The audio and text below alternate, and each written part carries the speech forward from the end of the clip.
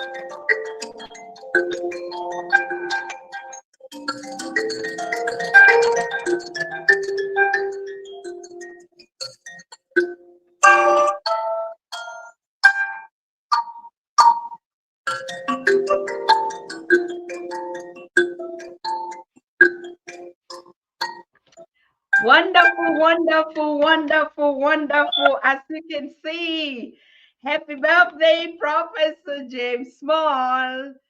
That's the opening. That's the opening, my king. We thank you so very much. I want to thank all of you that are joining, all of you that have respected our invitation to celebrate Professor James Small here today.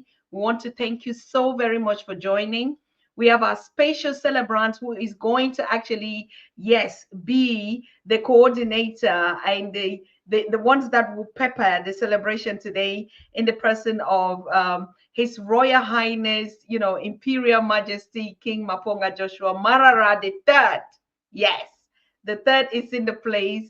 And today is how we celebrate, how we uplift each other, in a typical Afrocentric way. So that's why we have King Maponga here. King Maponga, what are you looking forward? How do you want to design? What is the new format? How you think Africans should begin to celebrate, each other, why they are alive, their legends, like how is the new way of celebration? Everything is new now, and today is the day, we call it the Professor James Small Day, October 22nd, 2024. Now, over to you. You're the one that is celebrating, that is pioneering the celebrant. Thank you very much. Good evening and greetings to all your listeners around the world. They say in my tribe, when you get old, you get young again. You start up your life on four legs, uh, and you end up your life again on four legs. And I think the older you become, sometimes the more playful you become. So I would love to hear the history of Professor James Small, things that many people don't know about him, a bit of his background, place of birth, a bit of fond childhood memories about his parents, his grandparents, places that he grew, and possibly what are the things that actually shaped up his passion for African and Kemetic knowledge systems. So I know if you want to know most of the stuff about him, you go to a library, you can go to his videos. He has done more than 30, 40 years of work.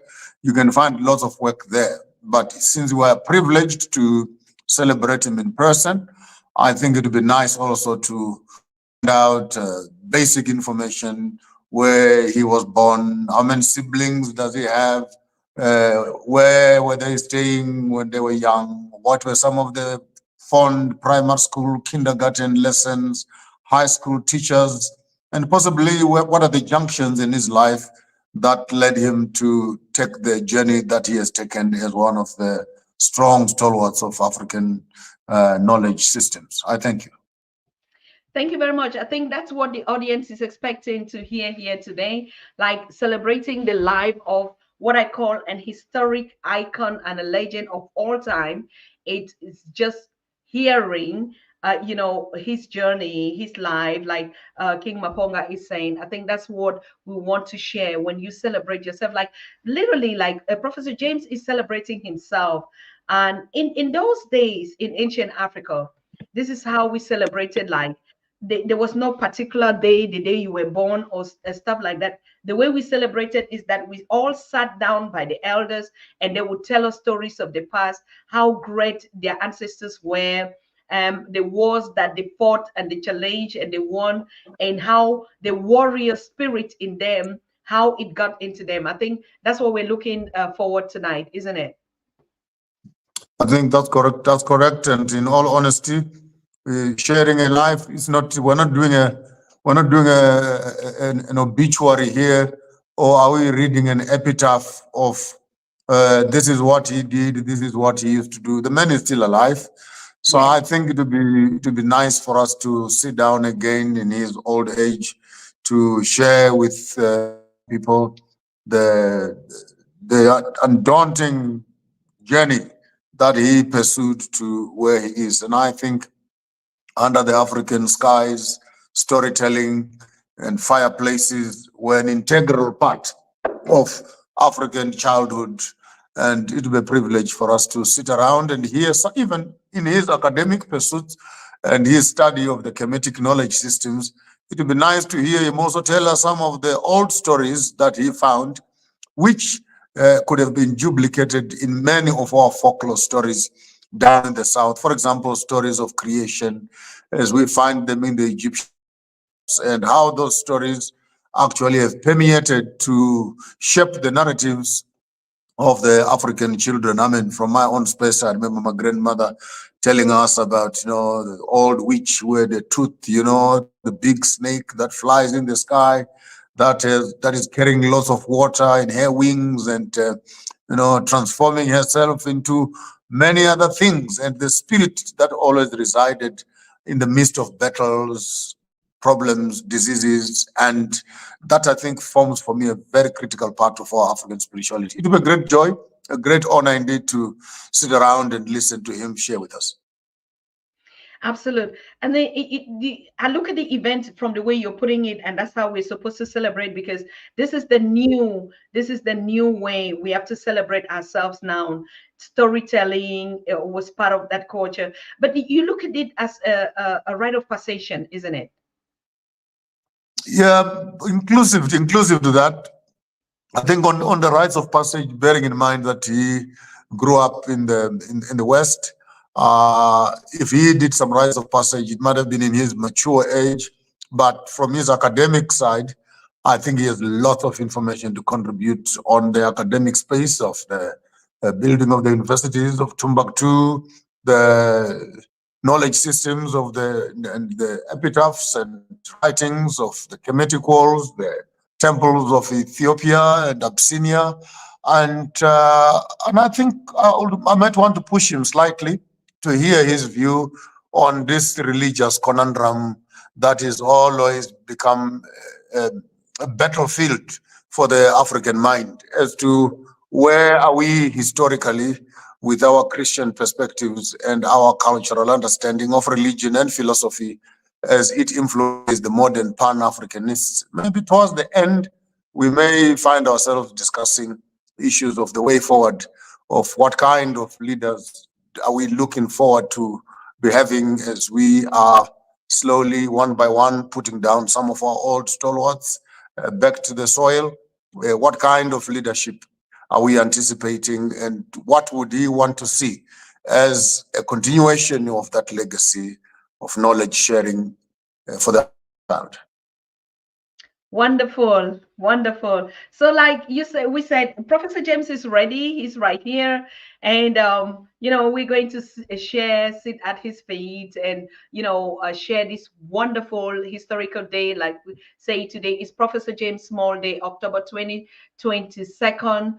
We're coming out also, King Maponga, with the Pan-African Daily TV calendar, which is also actually the calendar of Africa that we're talking about, of Pan-African. So when we start naming our heroes, our legends, by their names and their dates, already keeping their day, like today is Professor James Small Day, October 2022. I mean, that's the right way to go, isn't it? October 2022, is it? October 22? Yes.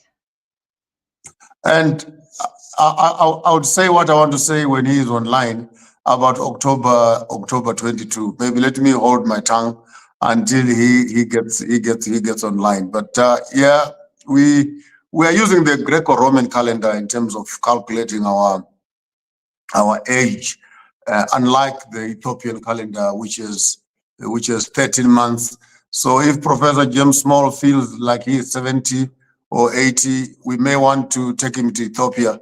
We may just find out maybe he's actually 55 or so. So we may reduce his age and stuff like that. But let's wait for him to come through, and we will start sharing. No, of course, you say something right interesting when you say we have to take it back. We just celebrated 2020. What was that? 2017 in Ethiopia. Yeah. So actually, yeah. Professor James is, 20. So it's Professor James Small Day, October 2022, 2017. As a matter of fact, this is 7 years back, like what you said. So my king, I think he's ready. Would you want to usher him in, give us a piece again of the music while we bring our celebrant, the legend, Professor James Small, the biggest in this place. So we just want to listen to a piece of music again from the king himself.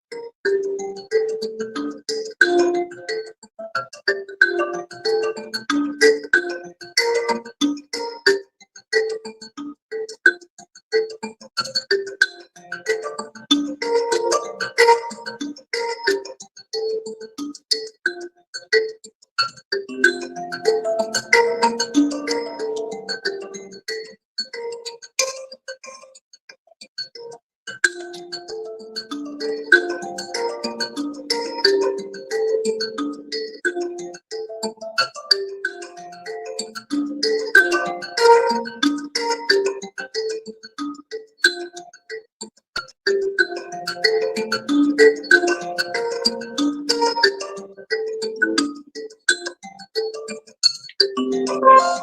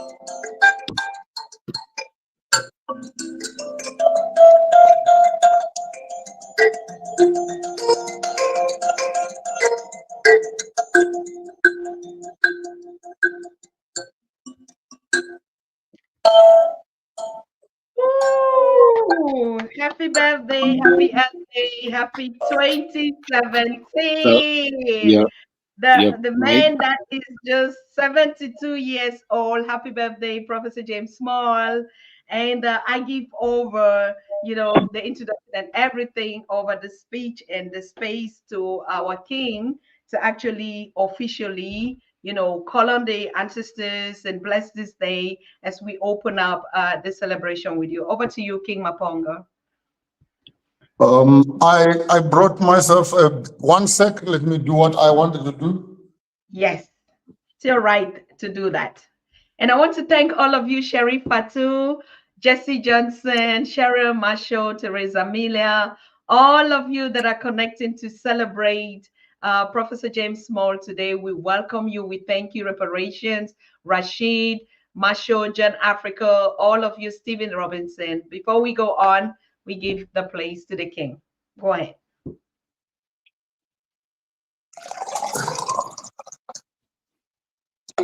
We are far from each other, but something keeps us close to each other, and that is the blessing of water, which flows in all our veins, communicates with all of us, and as we drink, as we wash, as it rains, as we eat, we constantly remember the great womb from whence all of us have come. And I would like to drink to that. I'm far from my door. I would have loved to pour some of that onto the grounds and thank the universe at large and the blessing that we have received through the life of Professor James Small. And I would want, on behalf of Farmers of Thought and the Africans on the continent and beyond and in diaspora, to all the people that have always believed in you, to the nation that has stood with you to support you, to your students, to the beautiful parents that brought you into existence, the schools and the mentors that set to spend time to sharpen your swords. And here we are as the beneficiaries of a long process of growth and maturity. And we want to thank you for your life. We want to thank you for your time. We want to thank you for your efforts. And above all, we want to thank the Almighty God and universe and our ancestors who have made it possible that in this timeline, we could be meeting, talking, sharing, and Ashe. Ashe. Bayere.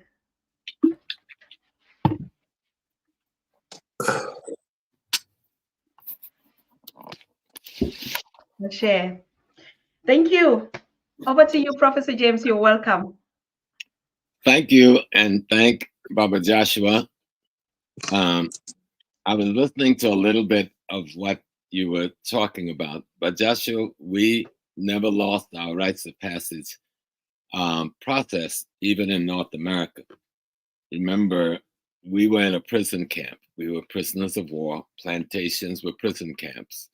We were captive people, except where we could escape into the forest, which millions of us did over time.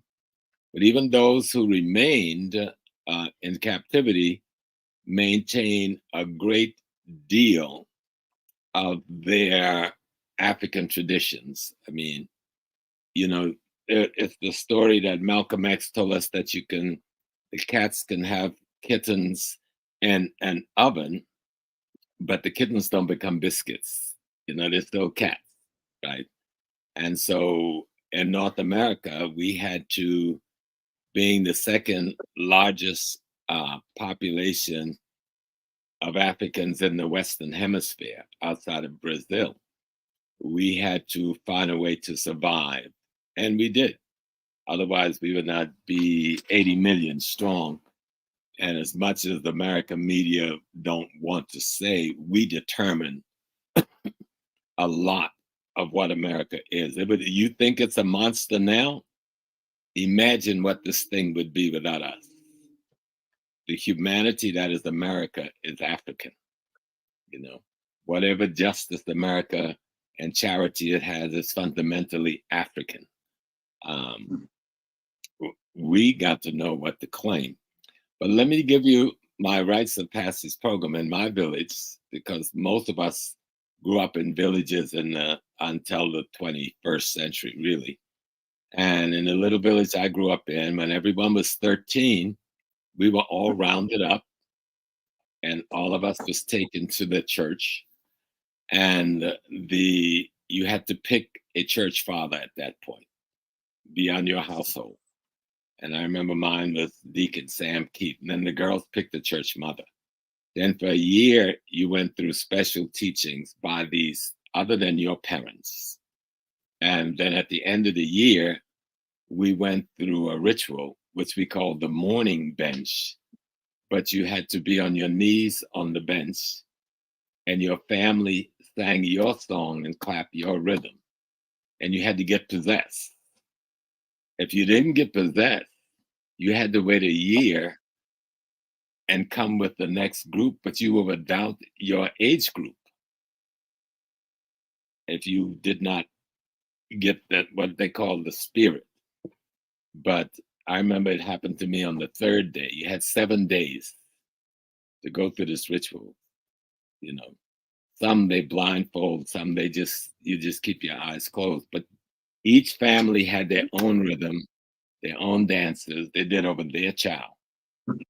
And then you couldn't fake it, because the elders were there to make sure that this person is truly possessed and is not just trying to, go along with the program. So that was just a part of it. And that old man, would teach me the things that my father didn't have time to teach me: hunting, fishing. My father taught me many of those things. In those days, we had only the mules and wagons. We didn't have no tractors and cars. So how to go to the pasture and catch the mule and put the bridle, and how to hitch them to the wagon, how to drive the team of mules, how to plow a field with a straight row, and just the terms, the G and a ha was the term you use to keep that mule to get to know you and where you want to go. All those kinds of things we went through as teenagers, as well as the teachings of how to deal with young women. I'm talking we are 13, 14 years old when this process takes place. And so that we were all taught that we should not even contemplate a woman. Of course, most people didn't do it. I did it. That I remained a virgin until 18. Would have lasted longer had not run into beautiful Betty Ann. But, I was looking to get married young. 18 was the years we were prepared to be married, become a husband. Of course, I didn't become a husband until 27. But we did have rites of passages, but we didn't call it that because we're in enemy territory. The church wasn't a Christian thing as much for us as it was a sanctuary to hide your Africanness. The church is where you hid Africa, and you got one day a week where you could go and be Africa. You could dance and you can sing and you can have your rhythm. They call our dancing shouting, but it was the ethnic dances we brought from home.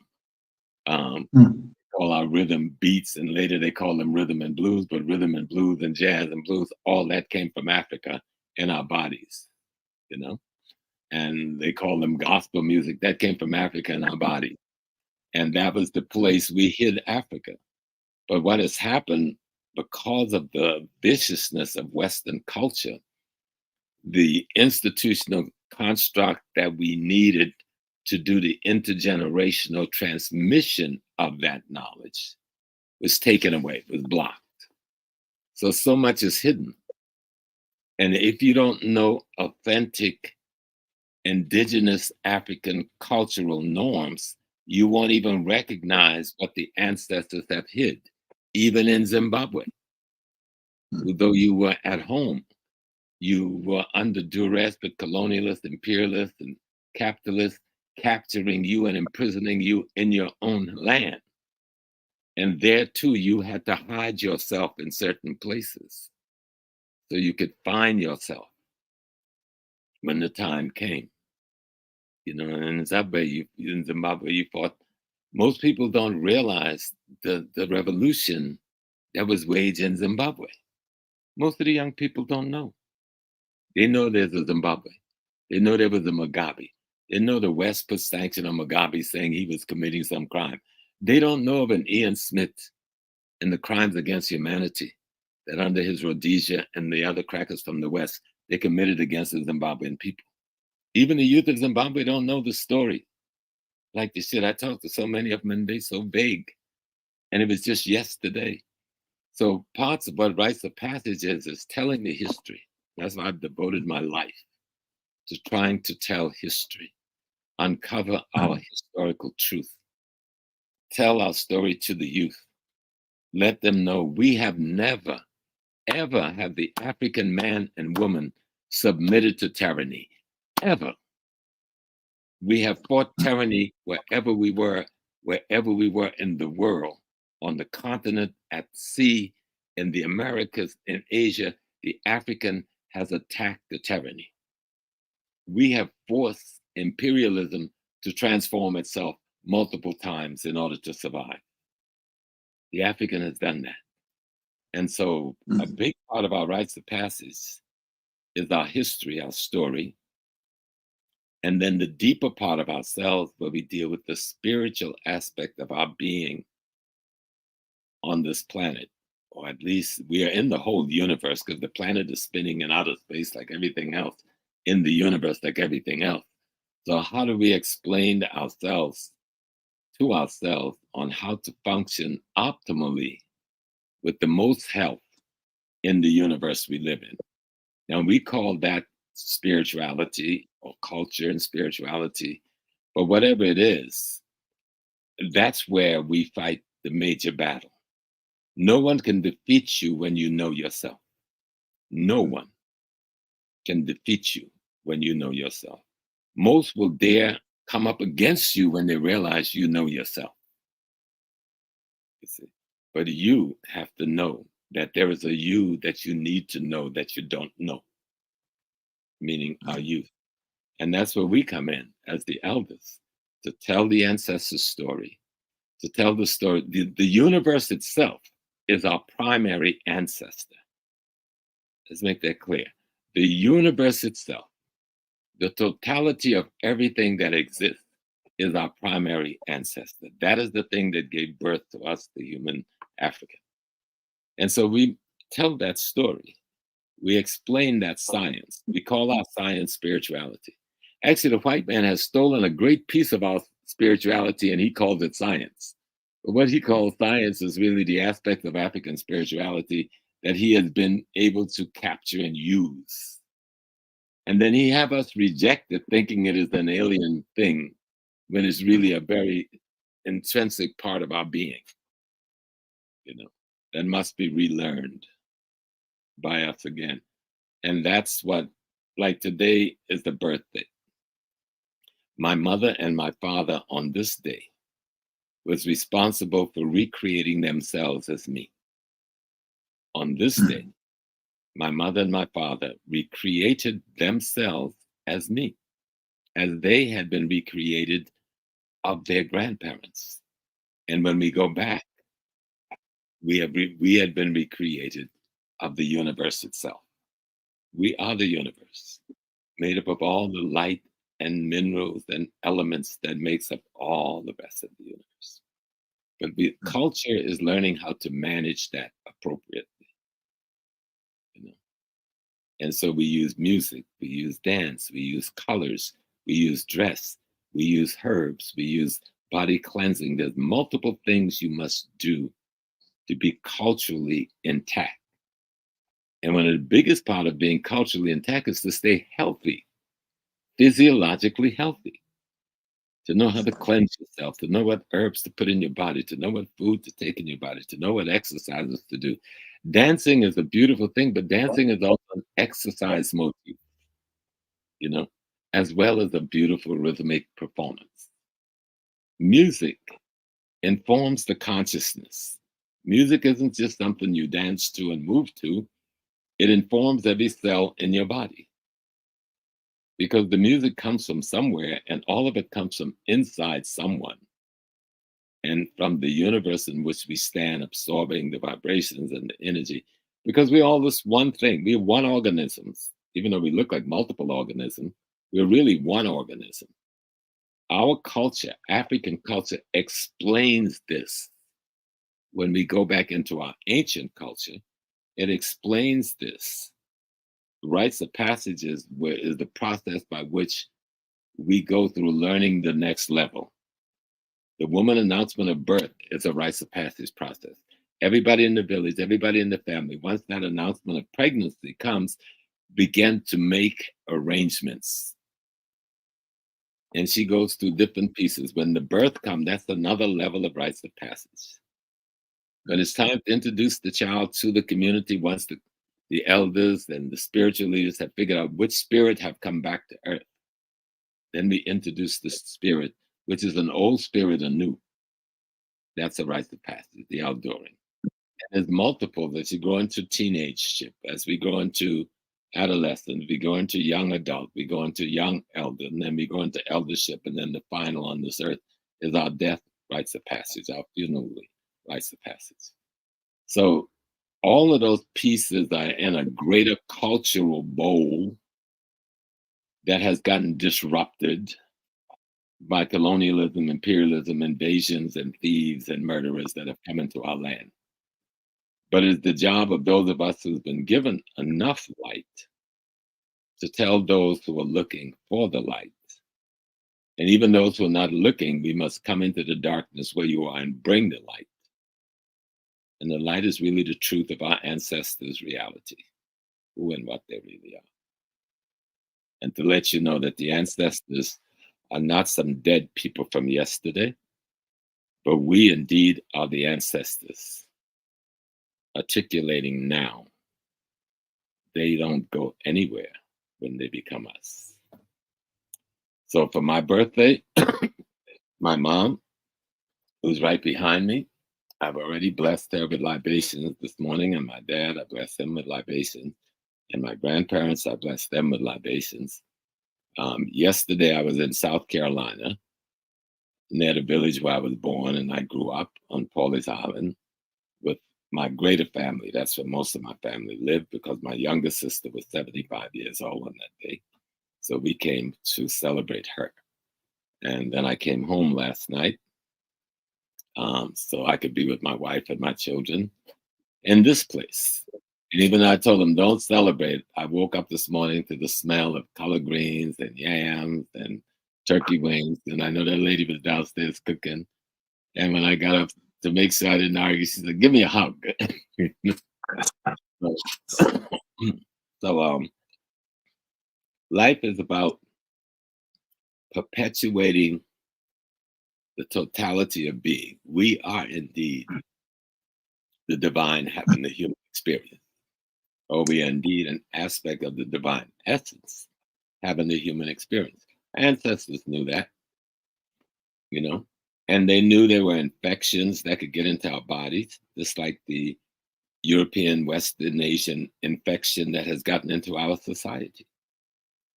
the same way we would approach dealing with an infection in our body, we must be just as diligent about dealing with the infection in our societies. Okay. And so, I am just trying to be an African. Simple as that. I'm just trying to be. And to be is to love my ancestors and to know that I am them going forward. And to make sure the ones I give birth to are informed who they are and what their responsibilities are now in creating the next generation of ancestors going forward. I hope that makes sense to everybody. That's the simplest way to see it.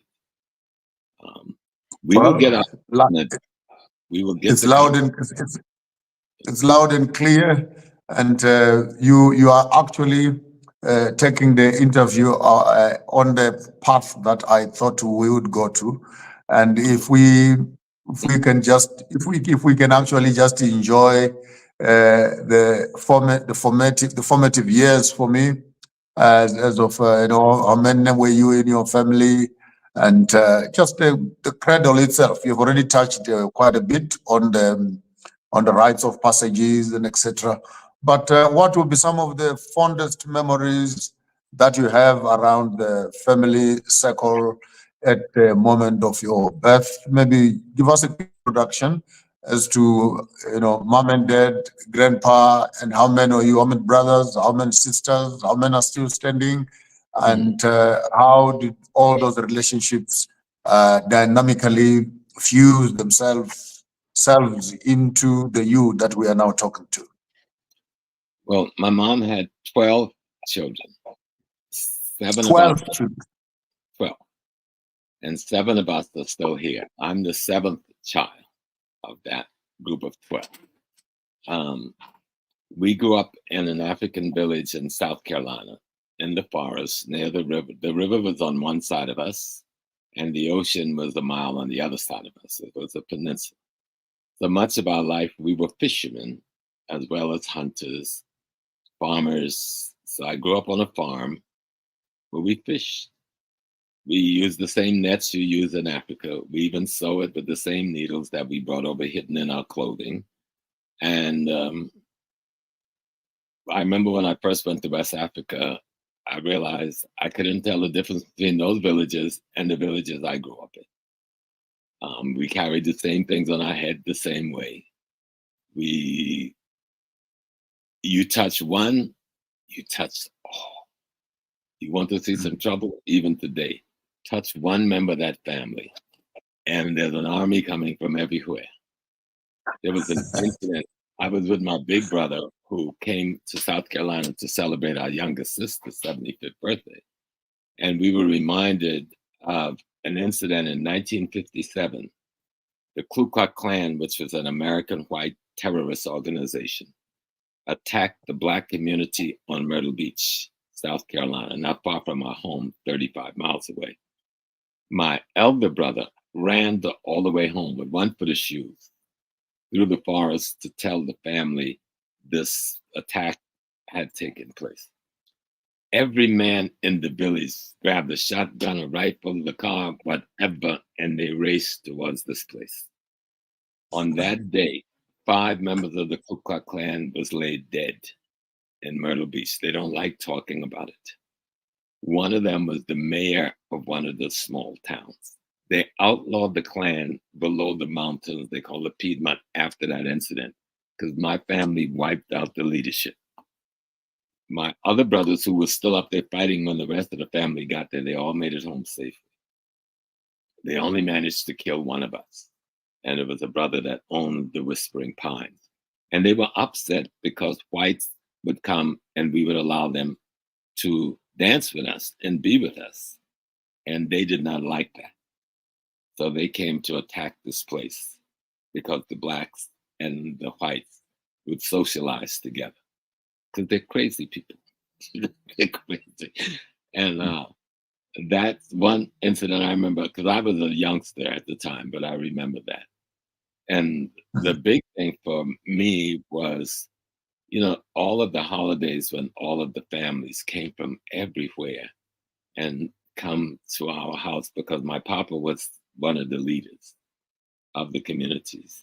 I guess the day if we were in Africa, he would have been called the Nana, he would have been called the king of his village. So whenever there was a festival and they would barbecue pigs, there were 3 or 4 pits in the ground, and they would have these pigs all night, roasting and turning them. Sometimes they would barbecue a whole cow all night, all day. And the kids, we'd be around, because if we could just get a tiny piece of the skin, you know, that they would break off and give to us as the cooking is going on. That was the greatest joy in the world, that you can get a piece of the skin of the cow. And we would help bring the wood to make new coals. They'd burn the wood in the pit, then we'd shovel the coals and put it under the meat. Those were wonderful, wonderful times. And my grandmother was the priestess. They say root woman down there. And she would take us to the forest to get the medicine. So we could spend a whole day, you know, with the different bags, getting the vines, getting the roots for different medicine that she would use. She was the powerful force around us. They call her Miss Pigeon, because she was such an extraordinary dancer. But I grew up with those people, and we didn't know, even the people in the village who was not blood relations, we didn't know we weren't blood relations. Everybody, we used the word ka.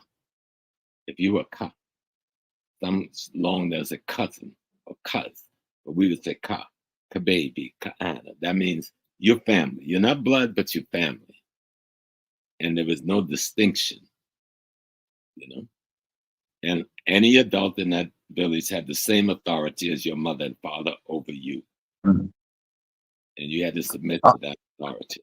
You know, you ate at whatever home you were at whatever time of day you were found there at that place. If it's too late, you didn't go home. You sleep where you were. That was the norm of growing up. And when you go home and those memories come back to you, and you think, wow, what a beautiful life we had before we went to the big cities and got lost and confused and all of the other things. And the rites of passage, like I was telling you, where we were rounded up at 13 and we went on that week-long period where you had to get possessed. When that period was over, we wore all white, and they marched us through the community in our white gowns. And then they would march us to the river, and then we would go in the water. And your family would await you as you come out of the water. And there was feast and all the foods, the watermelons, the pit, you just name it. Any kind of food you thought was there. And it just was so normal. You didn't even know it was the African thing to do until you got older and you look back and goes, oh my God, we really never left Africa.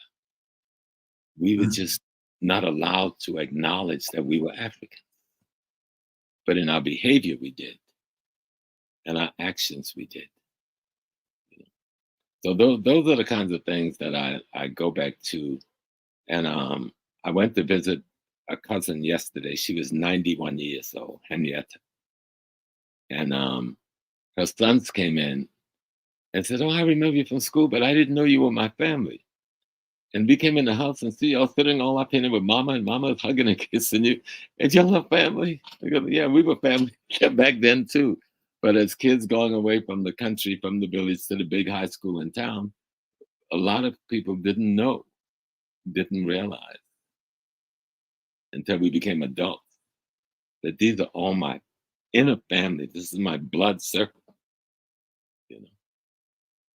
And the villages we grew up in, they're still there. I just left them. Nobody lives in those villages but our family. Marysville, the street around it is called the Smalls Loop, and Green Avenue, because of the Green, the Smalls, the Alstons. Those are the 3 major clans. Then down the road 2 miles is Simmonsville. That clan is all Smalls. Just the Smalls live there. And it's right on the major highways. called Seven Ocean Highway. So you grew up in an African world, but in America, you don't know you're in an African world.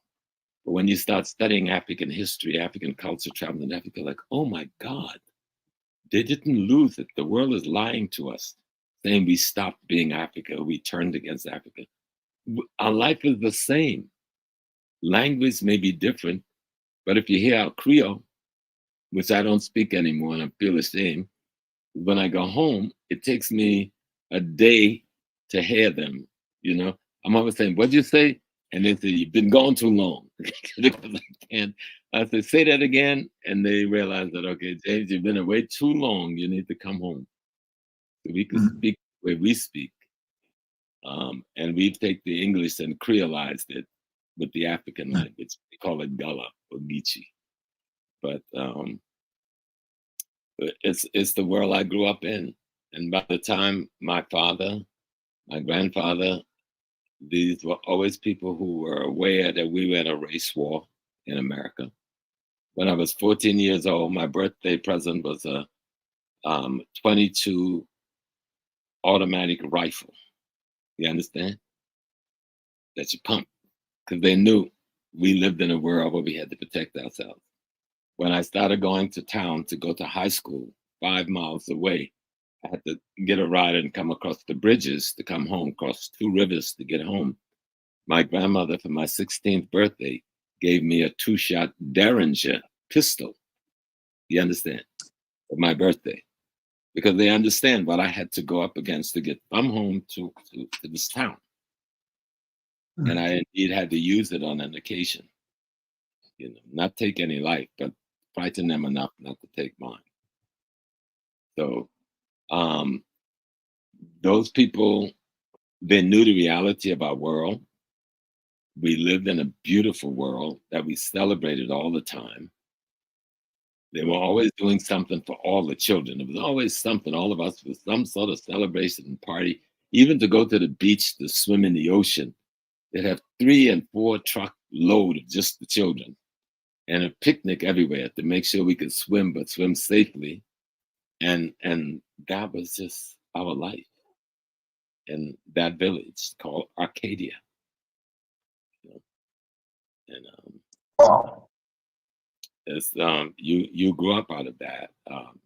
And I never had a white instructor until I got to college. All of my instructors in junior high, elementary school, high school, were all African people. And we lived in an African Black segregated environment. My elementary school teacher only died 3 years ago, and we remained friends all my life. And I went home to speak at her funeral. She was 99 years old, and she stayed coherent. All through my life, she was my advisor. And when my mother, she said, "Oh, don't worry, Ning had gone, but now I'm your mother," and she took that way until the day she left. So the world I grew up in was an African world. We called ourselves Negroes because that's what the status quo did. Then we fought to call ourselves Blacks. Then we fought to call ourselves Afro. Then we fought to call ourselves African and have that as the general view. But all through our history, we never stopped calling ourselves Africans, which most people have such a misnomer about us in America. In 1892, the primary Black organization was called the Afro-American League. In 1779, our major secret society was called the Free African Lodge. The first time we broke away and started our own Black Christian church, it was called the African Methodist Episcopal Church. In the South, we formed the African Baptist Church. We never stopped calling ourselves African. Never. White man stopped calling us African. Well, here come my babies. At least let me greet them. Happy birthday, birthday. Hey. Happy birthday. Okay. This is Amari. And this is Nathia. And this is King Ignatius. Y'all had a good day at school? Yes, sir. Very good. Y'all gonna enjoy some of that good food Grandma cooked for Grandpa? I don't know. Yep. Okay. Let me go. I think we can indulge them. They can sing the happy birthday to all of us. Come on, give us a song, young people. Sing for grandpa there. Let's hear happy birthday song. Oh, they ran back downstairs. Yeah. Oh, they're downstairs. Yeah. All right. I Well, mean, what just you're came saying in is from what you're school. saying is very critical because we have this proverb that says it takes a village to bring up a child. Mhm. Where even where we're living now, you go herding cattle. If they eat in someone's field, that person or that uncle or that grandmother, grandfather will deal with you exactly the same way that your mother and father would deal with you. And we ate together, we herded cattle together, we plowed fields together. When someone's Mhm. cattle are sick, then you borrow them. So I mean, I think you are very right. You never left Africa, as it were. Africa was and is alive and well in your blood. And I'm very excited to hear you mention one of your teachers who has been with you for all your life, Oh, my and so to speak. That was going to be my next question as to who could have been one of the highest impacting elementary tutors, and what one lesson would you want to share with us, which they shared with you? Right. The lady's name was Miss Betty Murray. She started teaching our school when she was 15 years old. And she remained there. She taught all of my brothers and sisters. And we only had one teacher in the classroom. And so you had the first grade on one row, second grade another row. She taught all 7 years, one lady. Every No, one of the children. slow down a bit. Slow down a bit. Let me. I just want to. I want to process that. I want to process that. So it was one class which had all the grades inside. Uh-huh. And one lady. Wow. And every one of us made it to high school. And most of us made it to college from this one lady. Wow. And the thing she taught us to never forget it was that we were brothers and sisters, that we always operate like brothers and sisters, you know. And so when we went home Saturday to have my younger sister 55th, 75th birthday, maybe 200 people was there. And some of them was younger than, so I didn't know them. I left home 50 something years ago. But that operative is still there. They heard that Miss Martha was having a birthday. So everybody came, from the eldest to the youngest. Wow. And they were all there enjoying themselves, being family. And that's what made you feel safe. And what Miss Betty taught us is just how to remain family, how to love our race, right? We always open our class every morning singing the Black National Anthem. Every morning. They didn't have books. She had one beat up blue covered book that she taught us about Africa and the contributions of Black America, because we didn't have a lot of books in America then. So the few who had books, like my mom had a book, my grandpa had a book, but very few people had any literature. So within this one school like this, there were multiple other schools like this one in different villages where these teachers taught us who we were, taught us how to be. Like we had a wooden stove. So every week, she would team two boys together. So every week it was our job to make sure the fire was started in the stove before the students got there. So the classroom would be warm when the teacher got there. And then another group of boys, it was their job to make sure the wood was outside. Then it was another group's job to make sure the wood was chopped. So when those whose job it was to come start the fire in the morning, they just had to go get the wood out of the corner. And that's the way we worked, you know. We were taught even as boys how to cook, all those things. in school. By the time I was 10, I could cook better than anybody. You know, and I still cook. She made us understand that when one of us was in trouble, all was in trouble. So everybody knew when the brothers and sisters came from that village called Acadia, don't touch one. Because you got 100's gonna come running from everywhere. You touch one from that village, you've touched everybody from that village. And so that's how we grew. Over to you, Dr. Susan. Over to you, Dr. Susan. I can see you smiling and giggling in the background there. Let me throw the ropes to you also while I'm preparing my next question for the Prof. Yeah. Thank you. Thank you very much for giving me the opportunity. Thank you. Thank you for hosting this celebration, King Maponga Joshua. We're very happy. We appreciate you. And actually, we've been learning.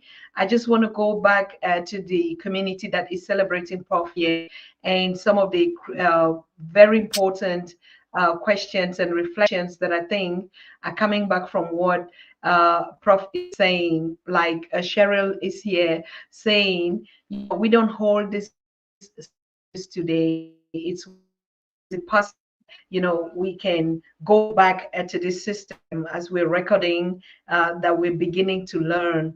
I also saw in the community here, I think that was really, really before, somebody said, is it possible for us to develop a curriculum on these same values and begin to share it amongst our children or in our communities from really from really the hoods. And I saw Elder Marvin Gaye asked a question here. I think that was actually directly to Prof when he said, would I be far-fetched to assume that the bar mitzvah, as we know it, was learned from an African culture of rites of passage?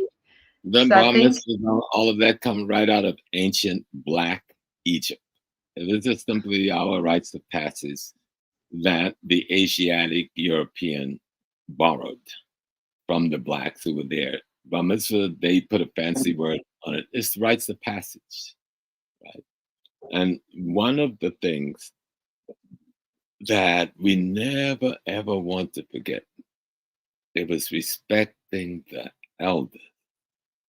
That was the big thing. You want to get almost killed, get a whipping from the neighbor, a whipping from the neighbor, and a whipping from your father when he got home, you disrespected elder.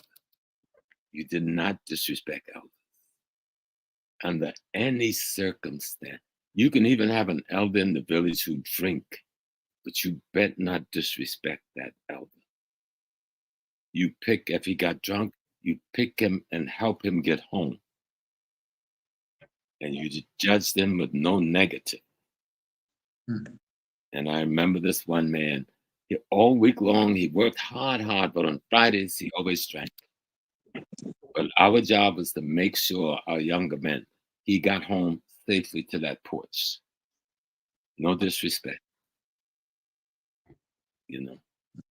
And so I think that was the feedback from my side, from the community here. Over to you, King Maponga. Everybody is actually like celebrating this historic moment of Professor, our brother, our teacher, our mentor, our legend, our icon of all times. And please, if you look at the title, I just put Professor James Small Day, October 2022, 2017. So I think that will be the next series of what you already anticipated, my king, about what the calendars that we're using. So if we will guess how old Professor James is today, I think it's 7 years younger. Over to you, Professor. Over to you, Dr. King Maponga. That's very exciting. That's very exciting. I mean, we have the whole library at our disposal. I would not be the right person to educate him on the writings of Timbuktu, the Ethiopian calendars, the Chinese calendars, solar calendars. Maybe it can only be fair to all of us if you can tell us, how old are you, Professor? How old are you? Well, it depends again on which calendar we're using to measure, but in this Western corruption of our calendar, you remember the Gregorian and the calendar of the Romans, and then the Western Europeans took it from us. They weren't smart enough to create a calendar. They made adjustments to our calendar, and then they call it their calendar. But it was adjustments they made to the ancient calendar. I would be younger by almost any African standard than what their years of 79 depicts. But my age, I determine it based on how healthy I am. Right? I am the ancestors. They created a new body for themselves, and they gave that new body the information they had. And then I had to seek more information to expand. So I hope to them that I have expanded them to an even greater being. So my age is determined by how much work I can get done before I have dissipated this organism, because I have 8 children of my own. They have produced 23 more versions of me. Those 23 will produce more versions of themselves as me. So I'm eternal, as I'm a part of the eternal ancestors that went before.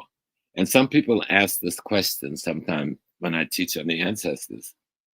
Well, if you're the ancestors, who are your brothers and sisters? Each one of us is an expression of an aspect of the essence of that ancestor. We don't all carry the totality of their being.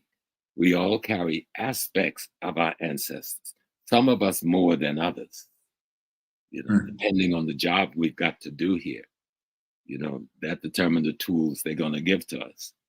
Our job is to recognize the tools and develop them appropriately to get as much work as we've done as this being, which is that old being who now preparing for itself to become a new being through its own children. The thing, if we really understood African culture well, when the thing you call God decided to be human, it became of itself an African woman. And then the rest of us. That's not complicated. There's no disproving that in no scientific realm or no culture in the world. That when what you call God or Oludumare or Yahweh or whatever, when it decided to be human, it was an African woman. And that's that. The rest of us, we are her going forward. And that's that. She has expanded herself as the world. That's that. Why the European, the most deficient of her expression, does not have the capacity to carry her spiritual totality. And that is the weakness in them. But it is still our responsibility, as vicious as the mutation have become, it is still our responsibility to give guidance to the mutant, because it is an aspect of us. Sometimes it's hard to accept certain things if you're caught up in Western emotionalism, but we can't allow that to confuse our understanding of reality. We are the African, we are the divine, having the human experience. Wow, that's such a beautiful summary of, and that will actually be leading me to the next question. But I love the concept of when God decided to become human, he became African, and it cannot be more complicated than that. I mean, the history of Buddhism, Shiitism, Zoroastrianism, Islam, Judaism, name it. All of them cannot exist away from the African connection. No. And that will lead me now to the next small little question. In line of you now getting into the tertiary institutions and the Christianization of education, in comparison or in contrast with the rich African village space that you had grown up in, it would be interesting to hear from you how you managed, adapt to navigate through your initial introduction, overtly so, to the colonial system and what it demanded from you. How did you compare your knowledge system from where you are coming from, as you are now constantly beginning to interrupt with those who most likely in some certain times begin to challenge those norms? You can't think like that. You can't talk like that. Things are not like that. We don't do things like that here.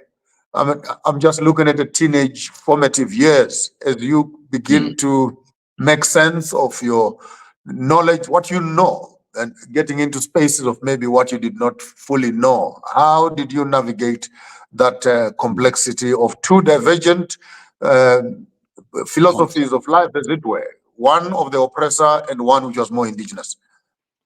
Well, like I said, I grew up in a black world. No one that taught my ears were white. My grandfather didn't allow us to have any association with them except at the level of work. When that work day was over, we were not to ever be caught speaking to them, socializing with their kids, having any kind of social relationship at all. Matter of fact, my household was so separately anti-white way of life that our dog didn't allow whites to come past our boundaries. Even once they shot the dog, then they poisoned the dog, but the dog would not allow. If you were black, you can pass those boundaries. If you were white, you couldn't pass our boundaries. And I didn't know until later that the dog was carrying the spirit of my father, my grandfather, because your animals that live with you carry your spirit. They know what you are. My papa was called Captain Man. He was a very powerful man. The family that he came out of Congo, most of them, Angola, and the family that the woman he married, she came out of Sierra Leone, Mendy, and the family of her father came out of the Tutsi, and her mother came from the Mendy side. And they knew this. They taught this to us. It was my household that told me I was an African, when most people didn't even know what that word was, something you can call. My mama, my grandmother, my mother's mother, was an indigenous priestess. We call them root woman. But she carried that craft from her mother, who was the Mendy woman. And she was the healer. Even the whites came to her when they got sick. They would tell her it's a snake bite. That means Western medicine can't handle this. So they come to mama. Right? So I grew up in that. We knew we had something different.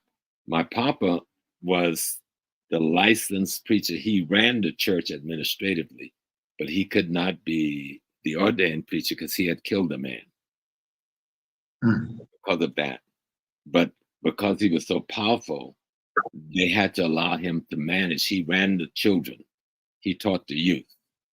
He ran the administration because everybody knew he was the most powerful man there. He was the head of the Prince Hall Freemasonic Lodge there. And he was the head of the Moorish Science Temple there. So I grew up out of that. And I remember when I was 14 or 15 in the church, something had occurred because he was preparing me to be the minister. And I didn't want to become a minister over Christianity because I had a dream that most people have never heard, that I had every night, night after night after night, the same dream.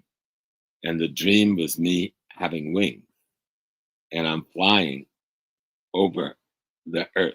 The earth then was my village, right? And all the place I knew and the forest I knew. And there was a companion with me who I never found. Every good friend I had, I always thought that that was the one flying with me, right? But we would fly and we would make everything good and everything right. This is a dream that recurred for years, right? And so when it would get right, the person would come back to earth and I would say, "Come, James, it's time to go." And I could never find a reason to go back to the earth. And I would always wake up, never coming back to the earth, as he would always come back. So I would tell my grandfather, about the dream. And one day in church, he had asked me to do something, and I told him I could not do that. And he cried, but he didn't chastise me. I told him I didn't want to be a leader in the church because I didn't feel that.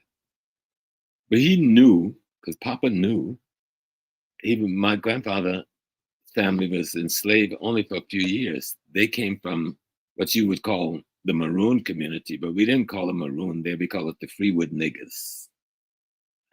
Whites did not come past those boundaries into our space until the 1960s and 70s. You hear me? Before they were able to cross into those spaces that we call the Freewood. That's where the free blacks who ran away. That's where we lived. We would come out and work for them, but we went back to our woods. They had to pay us. So that's what I come out of. I come out of a Maroon community. The other part of my community were the Africans who came before Columbus. You could see it in my face. Over there, when we were young, we said Indians, but they weren't Indians. They were dark like me. Right?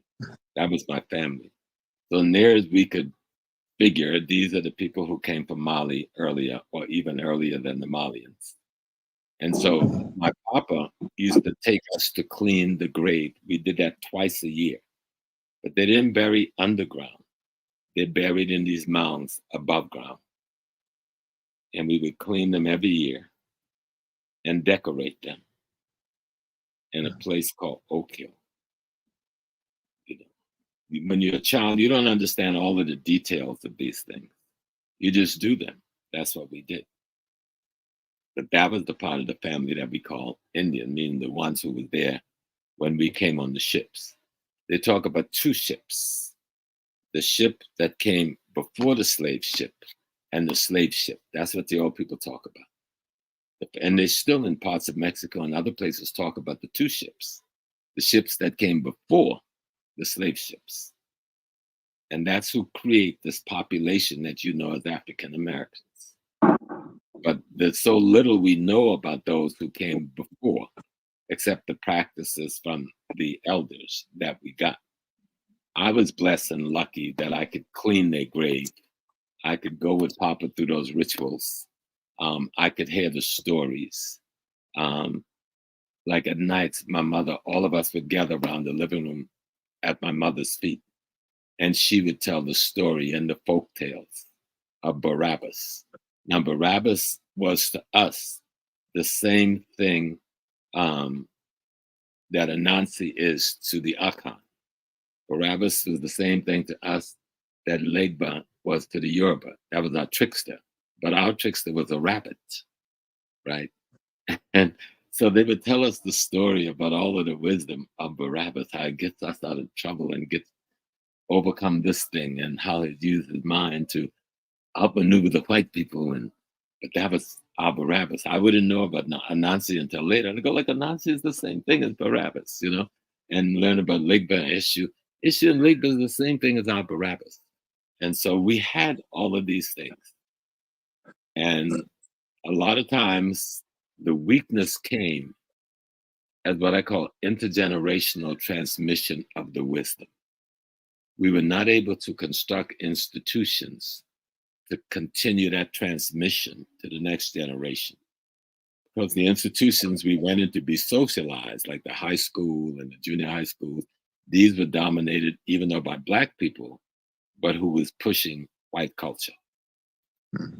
And for those of us came from the villages, because there was a big difference between the black kids in the city and those of us who came from the villages and from the little towns.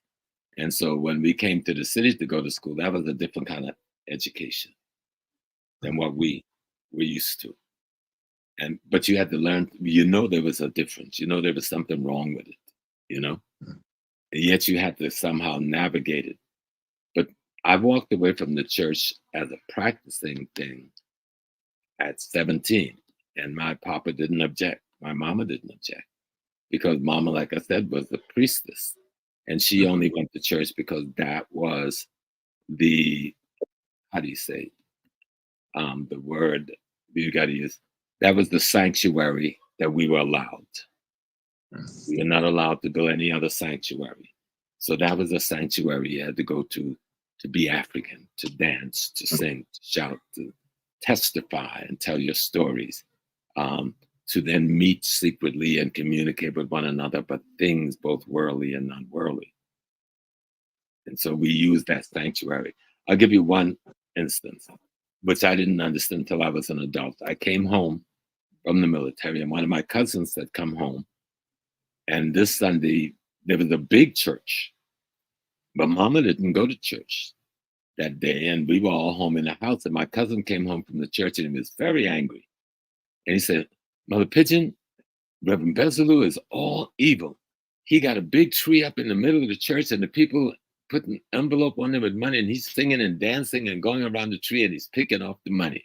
He said, that ain't right. And he said, so I walked out the church. The mama said, how old are you? He said, I was 40-something. He said, you ever seen that before? He said, no. He said, you ever wonder why? He said, well, why? Because I never took you all to church on that day.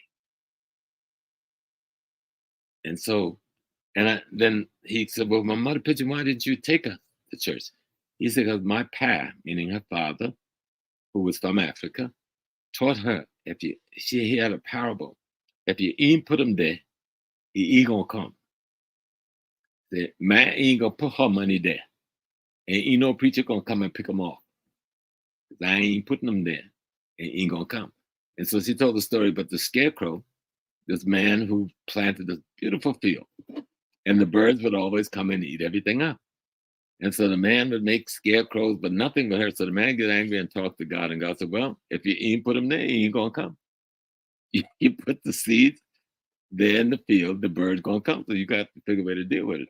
So if you ain't put your money on that tree, Reb ain't gonna pick your money off of that tree. So she had never taken her children to church. On certain things, we stayed home in our household. And there I have my bedtime story.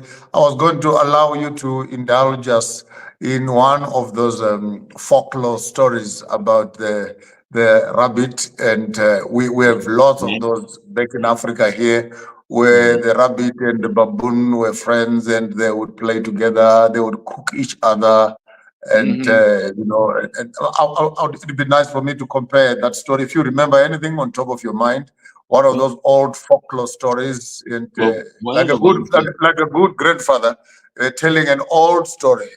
Yeah, well, one of them was about greed. It was about the candy tree. And I think Mama was trying to teach us, not to eat too much sweets, or only get the amount that's appropriate to you. But to get candy, you had to go into the candy tree.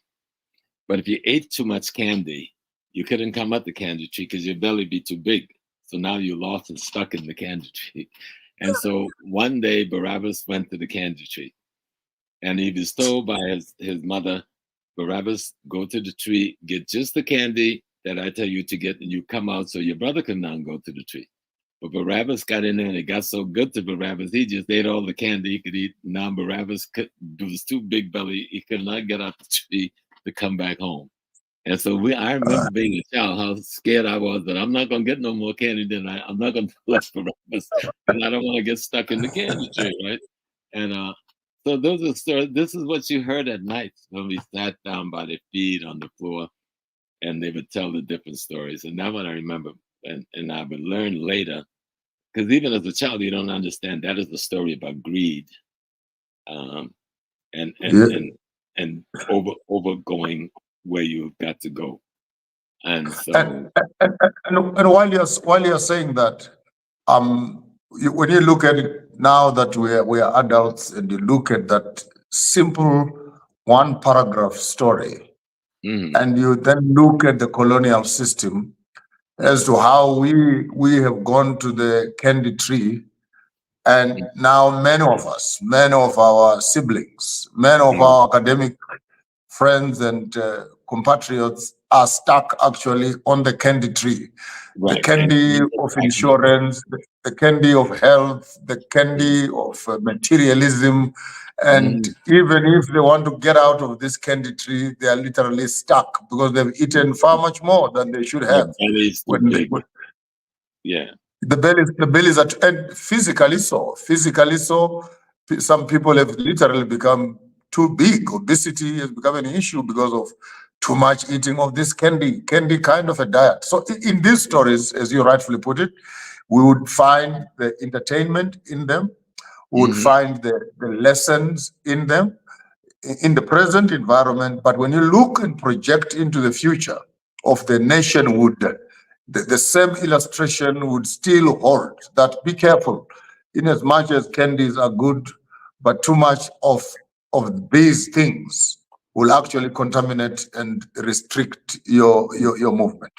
No, absolutely. Absolutely. Can we go play basketball? That's one of the grandkids again. They need permission to go outside. So they're going to come to me before they go out to play. They want the blessing. They want the blessing to say, can we travel and we travel safely? Right. Maybe quickly in the next piece, we can move over, maybe just to give us an overview of the journey that then took you right into the African spirituality, Egyptology, Kemetic knowledge systems, and maybe highlight for us 1, 2, 3 other stalwart teachers, mentors that you met along the way. And please, I think you're free now to run a full summary of your career and pinpoint whatever elements would have been stand out in your path. Right. You know, in the South, Georgetown is in the South. And even though we were a majority Black community in the Georgetown area, and we didn't have the kind of terrorism overtly that they had in Arkansas, Alabama, Mississippi, because we had a large, what you call maroon community. And we had been powerful ever since the slavery days as a community in South Carolina. There's a lot of the tyranny that kept a distance from us. But as a youngster, when I was 14, I'm already involved in picketing the drugstore, the lunch counter, the movie theaters. And I remember one of the big events when I'm 17, there was a store, the only white grocery store in the Black community, just on the block, the dividing line, which was called Merriman Road, from the white community and the Black community. And even in the white community, there was no distinctive white community, except in the very wealthy one. We were always integrated all the way through it. But there was a distinctive Black community. And I played football in high school, and 44 men on that team. And we are practicing this day. And somebody came and says, Mr. Flagless, the white man, pulled a gun on some Black man over his stealing a loaf of bread. Well, 44 of us in full football gear with cleats and everything I can hear our footsteps on the cement. We tear his store up and ran him and his family out and tore up everything. And so he tries to come back, but our community, the mothers of the community, supported us. And so they set up a picket line from the church across the street. So that was like one of my first big major events. But earlier that summer, I came to New York at 16. I'm 16. I thought it was 16. Because I saw a man on the television. Oh, here come my baby. She left me the prettiest birthday card. Say hello. This is my youngest grand. And she left me the prettiest birthday card this morning that she wrote herself. Grandpa loved your birthday card. Her name is Natalia. And this is my big baby. Come on. Happy birthday. All right.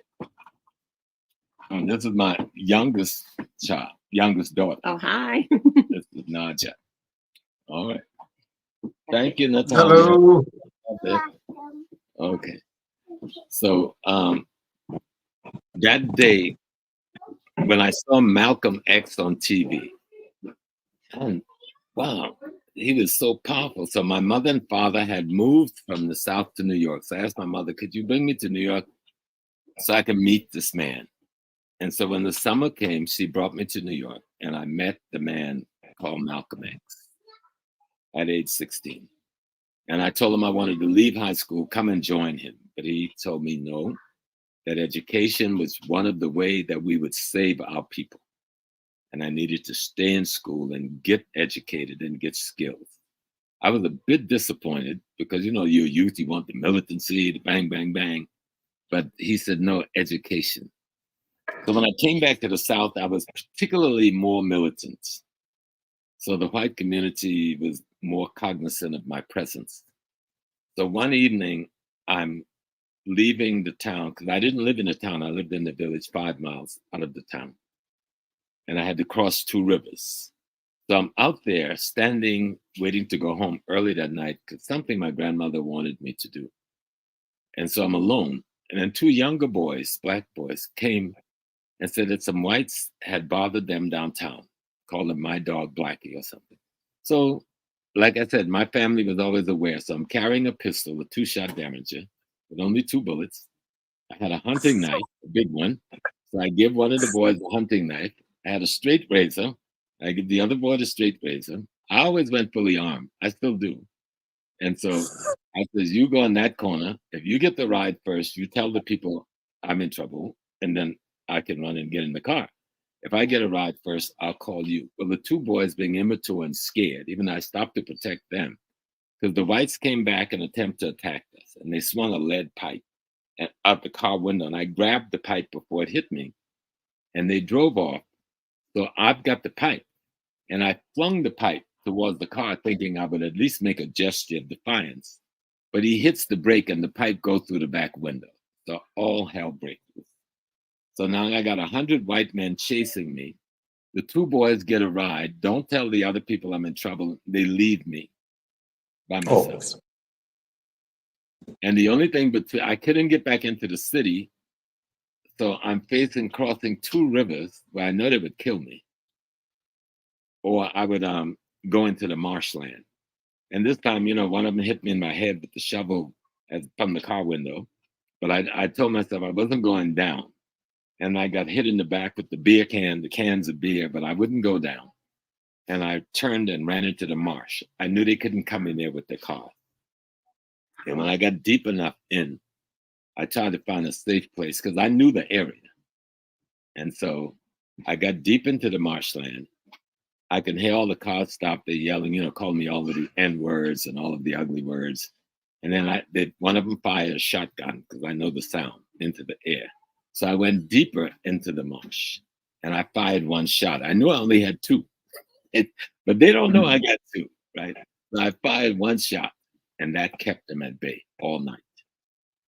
So when the morning came, I saw an opportunity to come up behind the station almost 2 blocks away. But I knew I had to run past their line of vision to get to my coach house, and I figured I would be safe. So I started running and they saw me and they took out about 5 or 10 of them after me, and I'm running. I'm going so fast when I get to my coach house, I can't stop. So I just zoom. I run right through his backyard, but I knew my uncle was like a block away. I was heading for my uncle's house and these white men are behind me. They intended to kill me that night. Right? So I make it to my uncle's house and I just run into the door, knock the door off the hinge, fell into the living room. But my uncle and them were bootleggers. They sold bootleg liquor and moonshine liquor, and they gambled. So everybody's up and they got their guns. So when I hit the floor, all hell broke loose. And the white boys run right up to the living room door. But when they saw those black men with the rifles, and Uncle and them chased them. Uncle and Hobo chased them. But now I know I can never hitchhike again, because that would be the end of me. You know. So that occasion got embedded in my soul. I mean, they weren't playing with me. These men were trying to kill me. They had no reason. I'd done them no harm. But they didn't care. That's white tyranny in the South. Okay. And so I escaped that night. But I would have many other occasions in life with them. But I was already in the political movement at 14 years old. Now after Malcolm X, I got a different consciousness of the movement. So you remember, this is the Vietnam War era.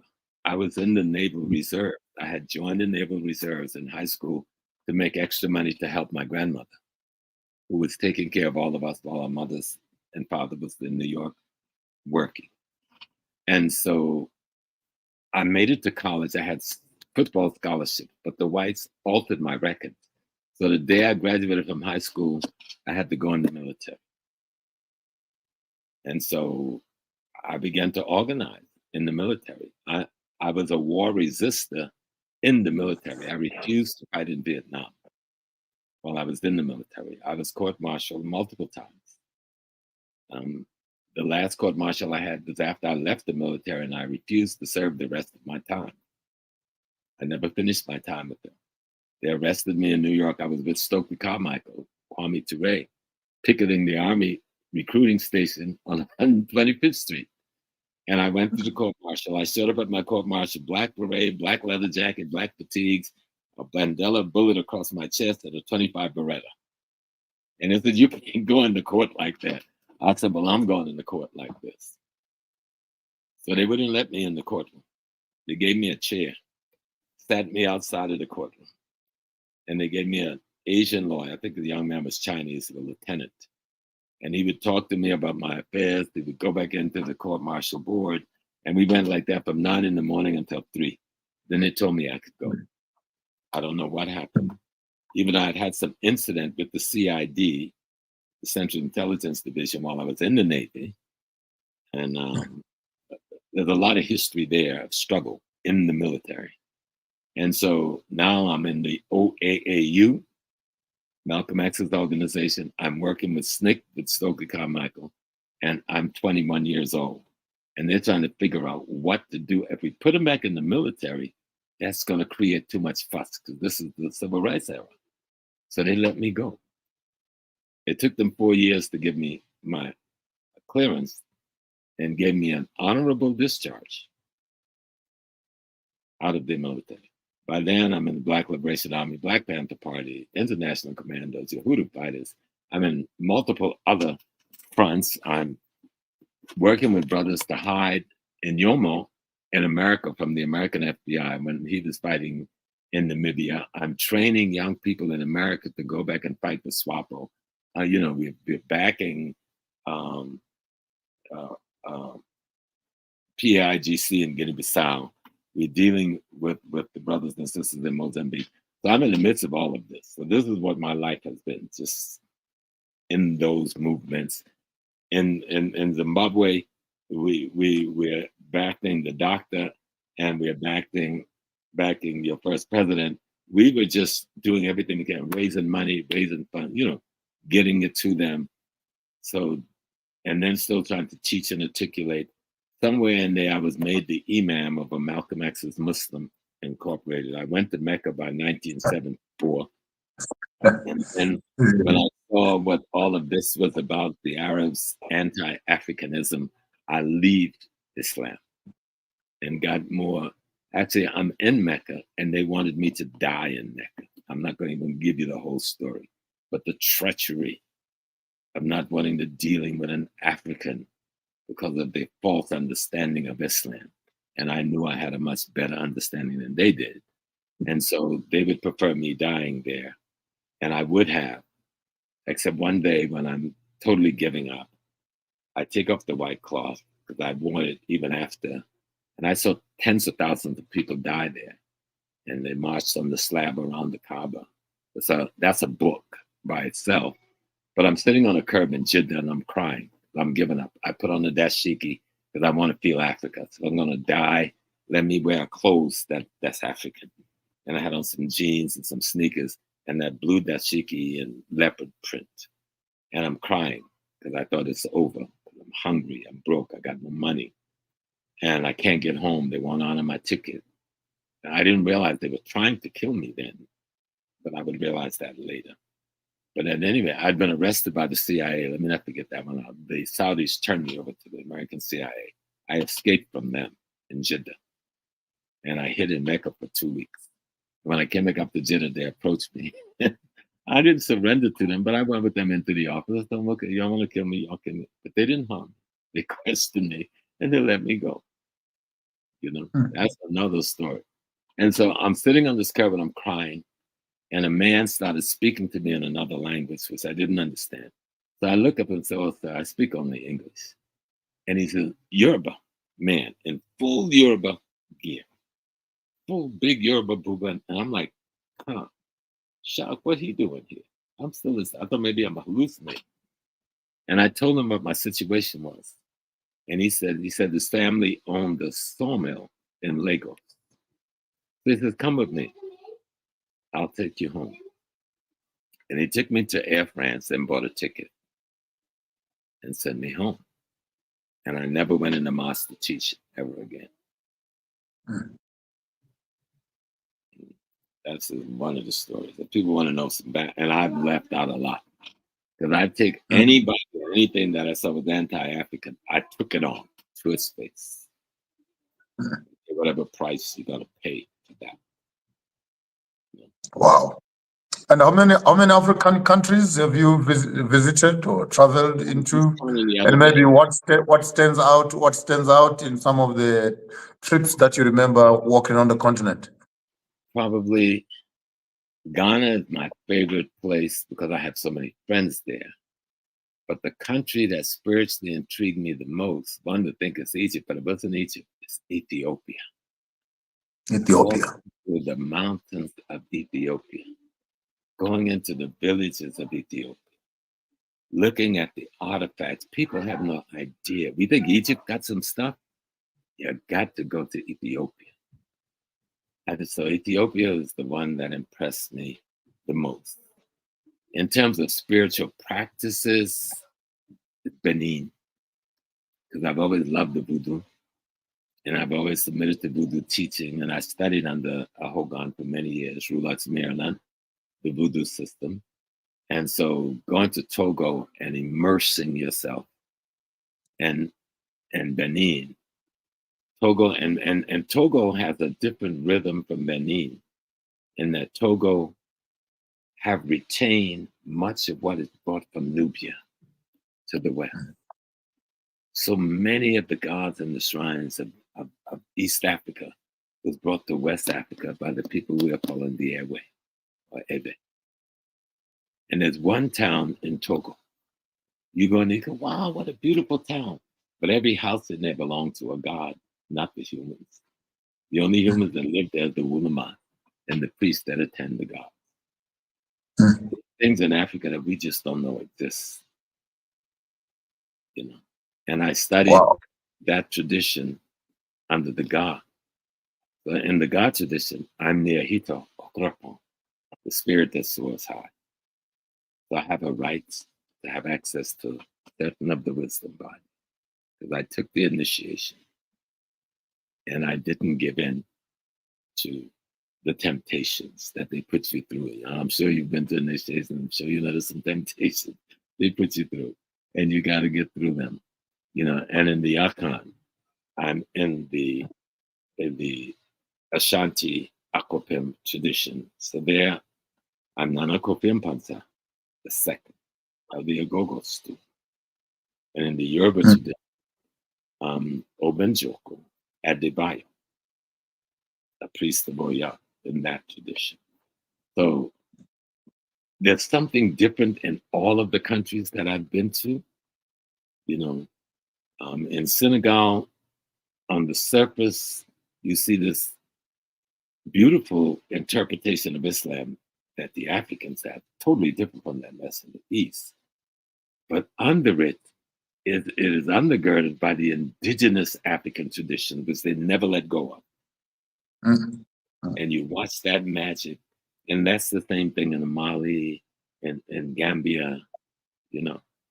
So everywhere you go, you see a different expression of an aspect of the African indigenous system. And that's what keeps things together, not the Christianity. You can be fooled coming into Ghana and seeing all this church and thinking it's the church. No, it's what's under the church. Is it the mosque? No, it's what's under the mosque. In Ghana, my priest, who I go to for readings, for whatever I need, he's a Muslim imam and a Hajj, but he's an indigenous priest. And so to learn those things and to navigate an understanding of those things and those relationships, and to see the aesthetics of the history that you see, like in an ancient Kemet in Nubia and in Ethiopia. The place that I've always wanted to get is Zimbabwe, because that was our hero. Zimbabwe showed us what revolution should be. The people in Zimbabwe, nobody gave you your freedom. You took it. And that's the way you get the freedom. And then the world want to pretend that history didn't even happen. But it's for the people of Zimbabwe to keep telling that story so that the youngsters know we didn't just get here to some electoral democracy because some white man said, oh, you can have this. No, we went in the bushes, multiple liberation fronts. It wasn't just one group, multiple leadership, and then they converged. And they went against not just Ian Smith, but the South African army was there, the Americans were backing them, the Israelis, the British was backing them, and we defeated all of them. But the kids need to know that story. Yeah. They need to know when we sung, SWAPO will win. When those youngsters like John, who was one of my students and went back home to fight, when he lost his eyes, he didn't cry, you know. When Jennifer went back home, such a beautiful sister, because she was very, very light in a part of what was called color. Even the brothers that misused her before they realized this is my revolutionary sister. You know, all of these stories and things that we had to struggle against within ourselves, as well as against the enemy we were going up against. And I was blessed to have experienced so much of the African freedom struggle. Like so many African Americans, a lot of people don't know how involved we were in the African freedom struggle. Understand? Those of us who call ourselves Pan-Africanists, nationalists, we were very involved in that freedom struggle, even if all we were doing is raising money and making sure it got over there to buy weapons, to get medical supplies, getting medical supply to a country that wasn't engaged so that they could get their medical supply to the country that was engaged. And so that was the only life I've ever known is the life in the struggle. I've never known. I didn't have to be converted to this. I grew up out of it and just continued into it. That's the only life. It's the only life I ever known. And then I was lucky. I met so many beautiful African women. If there was polygamy over here, I'd probably have 10 beautiful African wives, but they only allow you one in this country. But our women have been the strength and the backbone of the race survival. Let nobody tell you anything different. They have come against our women and they've even allowed some of the idiots among us to turn against their own mother, their own goddess, their own sister, their own daughter. There's nothing. The only thing I put in front of the divine itself is the African woman. And actually, someone put a question for you there. Now that you are addressing the issue of women, can the professor just indulge us a little bit with some juicy details as to how he met his beautiful queen? That was strange because we've struggled for 53 years on all kinds of levels, but I won't give up too much of the story. I went to visit a young man at the dorm, and he was getting ready to go out on a date with his girlfriend, and she was stopping by to pick him up. the dean had sent me to interview with this man because I had been trying to get a room in the dorm for some time. So I went, and he had a big room, a nice room. And I go, like, okay, yeah. And then his girlfriend came through the door, and we were walking out the door. And so they went on down the hall to go to the movies. And I stood there and sat on the floor and cried like a baby because I couldn't understand, what is this other man doing with my wife? I never met either one of them. Well, 2 weeks later, I'm in the cafeteria. And since the Black students at the school, we were a minority, we all hung together. And so some of the kids came and said, James, aren't you going to Ruben's birthday? And I said, no, I got some homework to do. I'm going to finish my homework. And then I'm going to go watch a play at Gordon Parks, a movie Gordon Parks has just come up. And so when I finished my homework and I was putting my tray away, in the corner, the woman is sitting there, the same young woman. This is 2 weeks later. So I said, oh, aren't you going to your boyfriend's birthday party? She said, no, I broke up with him 2 weeks ago. I said, really? She said, yes. I said, would you like to go watch Gordon Parks? It was called The Learning Tree. And she said, okay. And a year later, we got married. Wow. That's 53 years ago. 53 years later. Yeah. Wow. Doctor? We've had like ups and downs and crossing some bridges and going through some valleys. The struggle has always been the maintenance of a family for the offspring. And learning how to learn to know one another. Because most people in the world don't have a clue about what love means. They use the word, I love you, I love you. They're talking simply about admiration, attachment, affection, emotional assistance, not love. Love is really understanding the divine in you and then beginning to recognize it so that you can recognize it in your mate. When you can do that, love is occurring. But it's something I need to learn. This is what a culture is supposed to teach. When I recognize the God in me, only then can I truly recognize the God in you. It is being in love with God that brings unity. Wow. Really. Wow. Dr. Susan Tata, I will throw it back at you before I ask my last question. And while she's coming online, my last question will be, what is your advice to the young African revolutionaries and benchmark EFF in South Africa, benchmark CCC, MDC in Zimbabwe, Bobby Wine in Uganda, leaders such as Traore in Burkina Faso, and the Gen Zs in Kenya? There seems to be a new wave of revolution. I would wish and love to hear your advice to the young revolutionaries. What are we revolting against, and what must the face of this liberation struggle last mile look like? I thank you.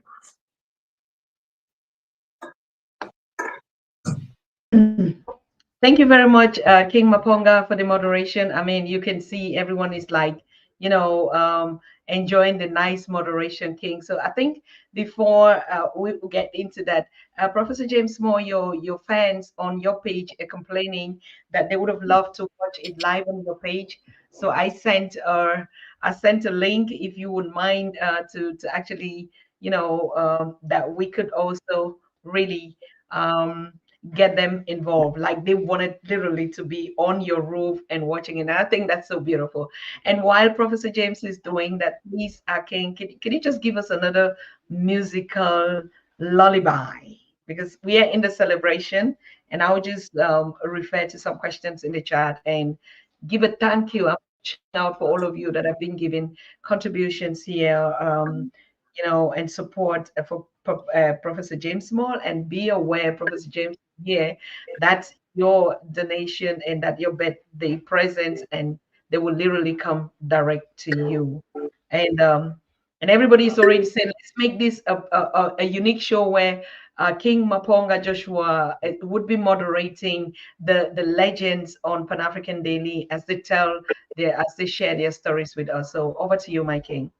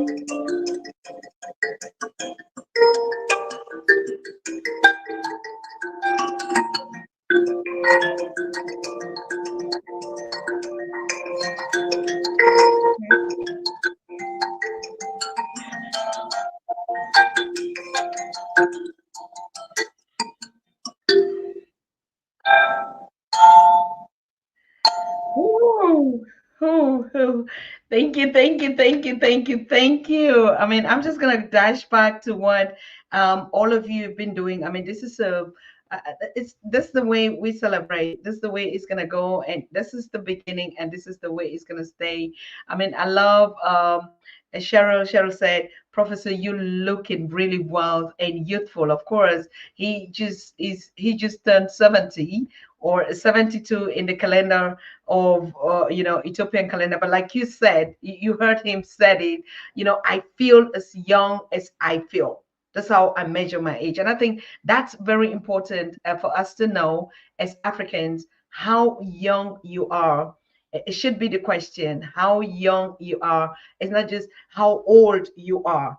You see, how young you are is the new narrative, how young you are. Because like the professor just said, we are all ancestors in this dimension, as an extension. So we only can be young and young and young and not how old you are. My king, I mean, over to your moderation. Is that right to say so? How young you are. We're gonna stop at how old, and some people even coming like, oh, age well, age with this. No, stay young because we are extending. We don't get old. No way. That's true. I just left the Carolinas, and one of my cousins was 91, and she was sitting there saying, and she hadn't seen my brother in years. So she said, I'm looking out the door and I see these two big men coming towards my house. And I go like, either they coming to take me away or they're my family. But she was 91 and as coherent as anyone 19. And involved in her mind in the politics of the world today, because we were discussing all kinds of things from the election of Harris to what's going on in Mali and Burkina Faso. And the one thing about the family, we've always maintained an African foundation. And that's the village I told you, everybody in there is family. And she lives I hadn't been home for such a long time, so to find her, I know, let me find the cemetery. So when I got to the cemetery, I know her house was 2 houses down on the left-hand side. So first I went to the cemetery where we buried our ancestors in that area. Then I went to find her house. And across the street is her sister's house, and next door is her mother's ancestor house. And so, and around the corner is her brother's house, and up the street is her sister-in-law's house. We're just one family in that village.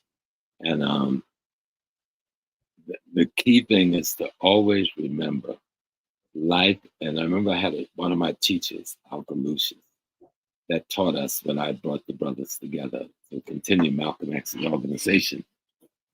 He said, life is forever living. Death is forever dying.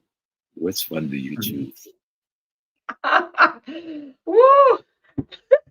I choose life, which is I would choose life. I would choose life. Yeah. So, Me too. and you meet all of these good teachers as you go along the way.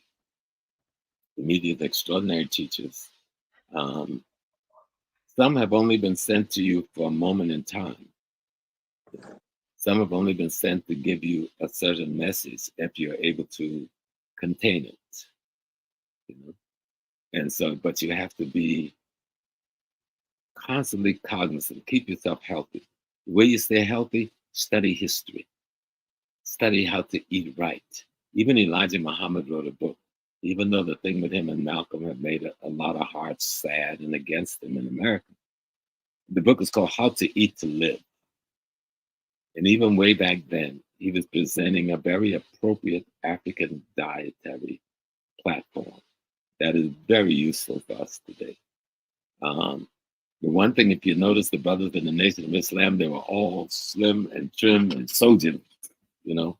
He picked them up out of the jails, out of alcohol, out of drugs, but give him 6 months and you saw a black man, an African man. Something worked. So use what worked. You know. And so that book, I tell people how to eat to live. Buy that book. There's a lot of other good books out today, but physiologically healthy. When the Bible, and then the white folks took a lot of our wisdom and create a white metaphor with African foundational wisdom. They weren't smart enough to change that much. But we have gotten lost in their way of life. We're not smart enough to see what they didn't change. You see? So because they took it and go, what are they going to do with it? These are barbarians out of the Caucasus Mountains. A bunch of crazies running around killing each other over nothing. And then they saw a civilized society and wanted to be like that civilized society. So they took our priests and priestesses and as much as our literature and folklore as they could and tried to create a document to inform themselves of how to be human. Let's tell the truth. And I've heard Doc break this down. King, I've heard you break this down a few times. And so we're looking at the Torah, the Quran, the Bible. They're all the same body of knowledge being interpreted for a different segment of the European population, putting their artificial rituals, the things they don't even understand. They just got this celebrating in the white Jewish community, Yom Kippur. Do you know at the end of the celebration, each one of them, they kill a chicken and cleanse their body? Hello? If you see them, they got this chicken cleansing their body, and then they tell us in the Yoruba community there's something wrong with you than any other of our communities. But yet they understand enough of our science that they secretly use it every day. And we running away from our science because we're trying to look at his false interpretation of reality as being science. He didn't understand even that small body of knowledge we gave him that he calls the Bible. He doesn't even understand that. That is simply a body of knowledge that deal with ethics and morals and principles, concepts, and ideas to lift you from being a barbarian to being in a place where you can begin to be tutored to be a human. And he doesn't even get that. You know? But we've got to understand that the reason we didn't build a big old building as a university, because we didn't need it, because what was in the universities of his world today was in the language of our ancestors of yesterday, and the language and the cultural practices and the apprenticeship institutional framework of our social order. That our university was the totality of the society we lived in. Where we needed specialty and specialists, then the apprenticeship process took place. But what is a classroom and what is a teacher except someone who you should be apprenticed to? But they don't understand the concept of apprenticeship. So they look at this arrogant intellectual dominance as education. Education is to bring something inside of the being out. And reading, writing, and arithmetic are just some of the tools that you use to master in order to do that. But they make us think the tools is the education. No, the tool is to bring the divine wisdom of the universe that's embedded in each one of us, outside of us, to be utilized for the greater society. He doesn't really know how to do that. Oh. I see Sister Vaina. I mean, that's brilliant to be able to look into the religious pot and trace that common African fiber which holds it all together. And I had an argument with one pastor here, one of the worst interviews I've ever done in all my life. And the battle was for me to convince him that it does not need to be written to be true.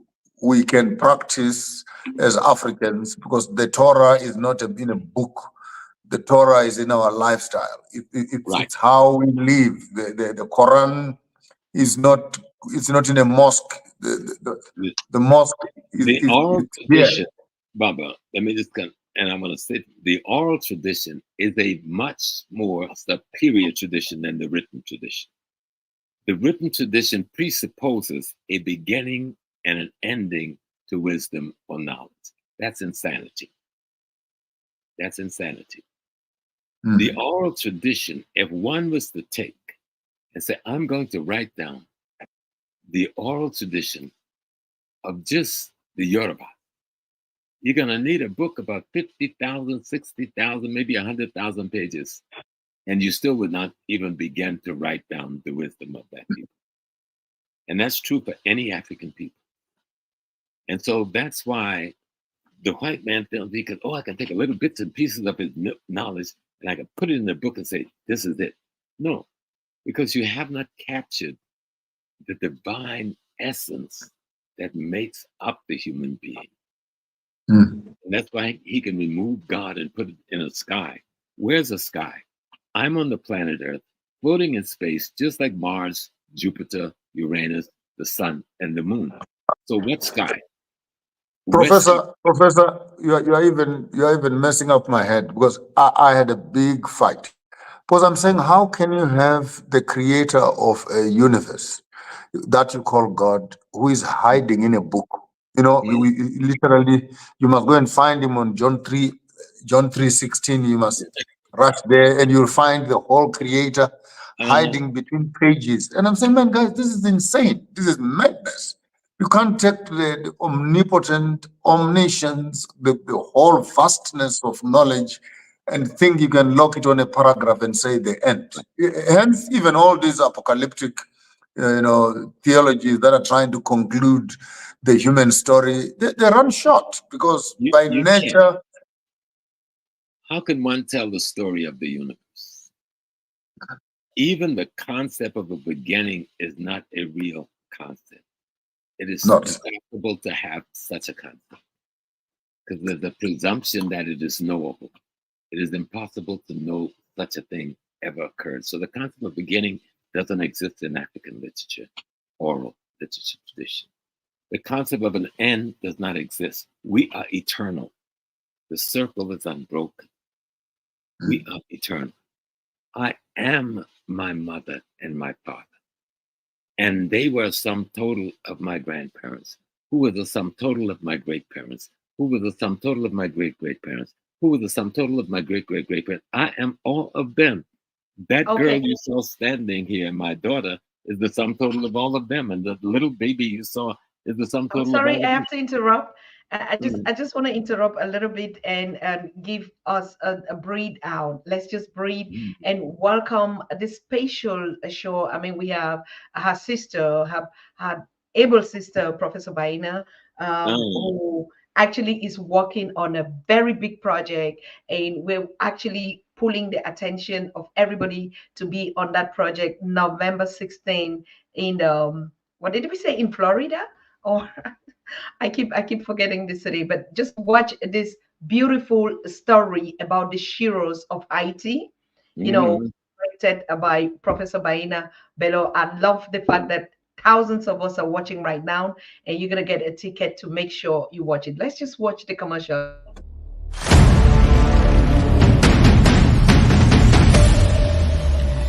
Haiti, fragile nation, land of the unexpected.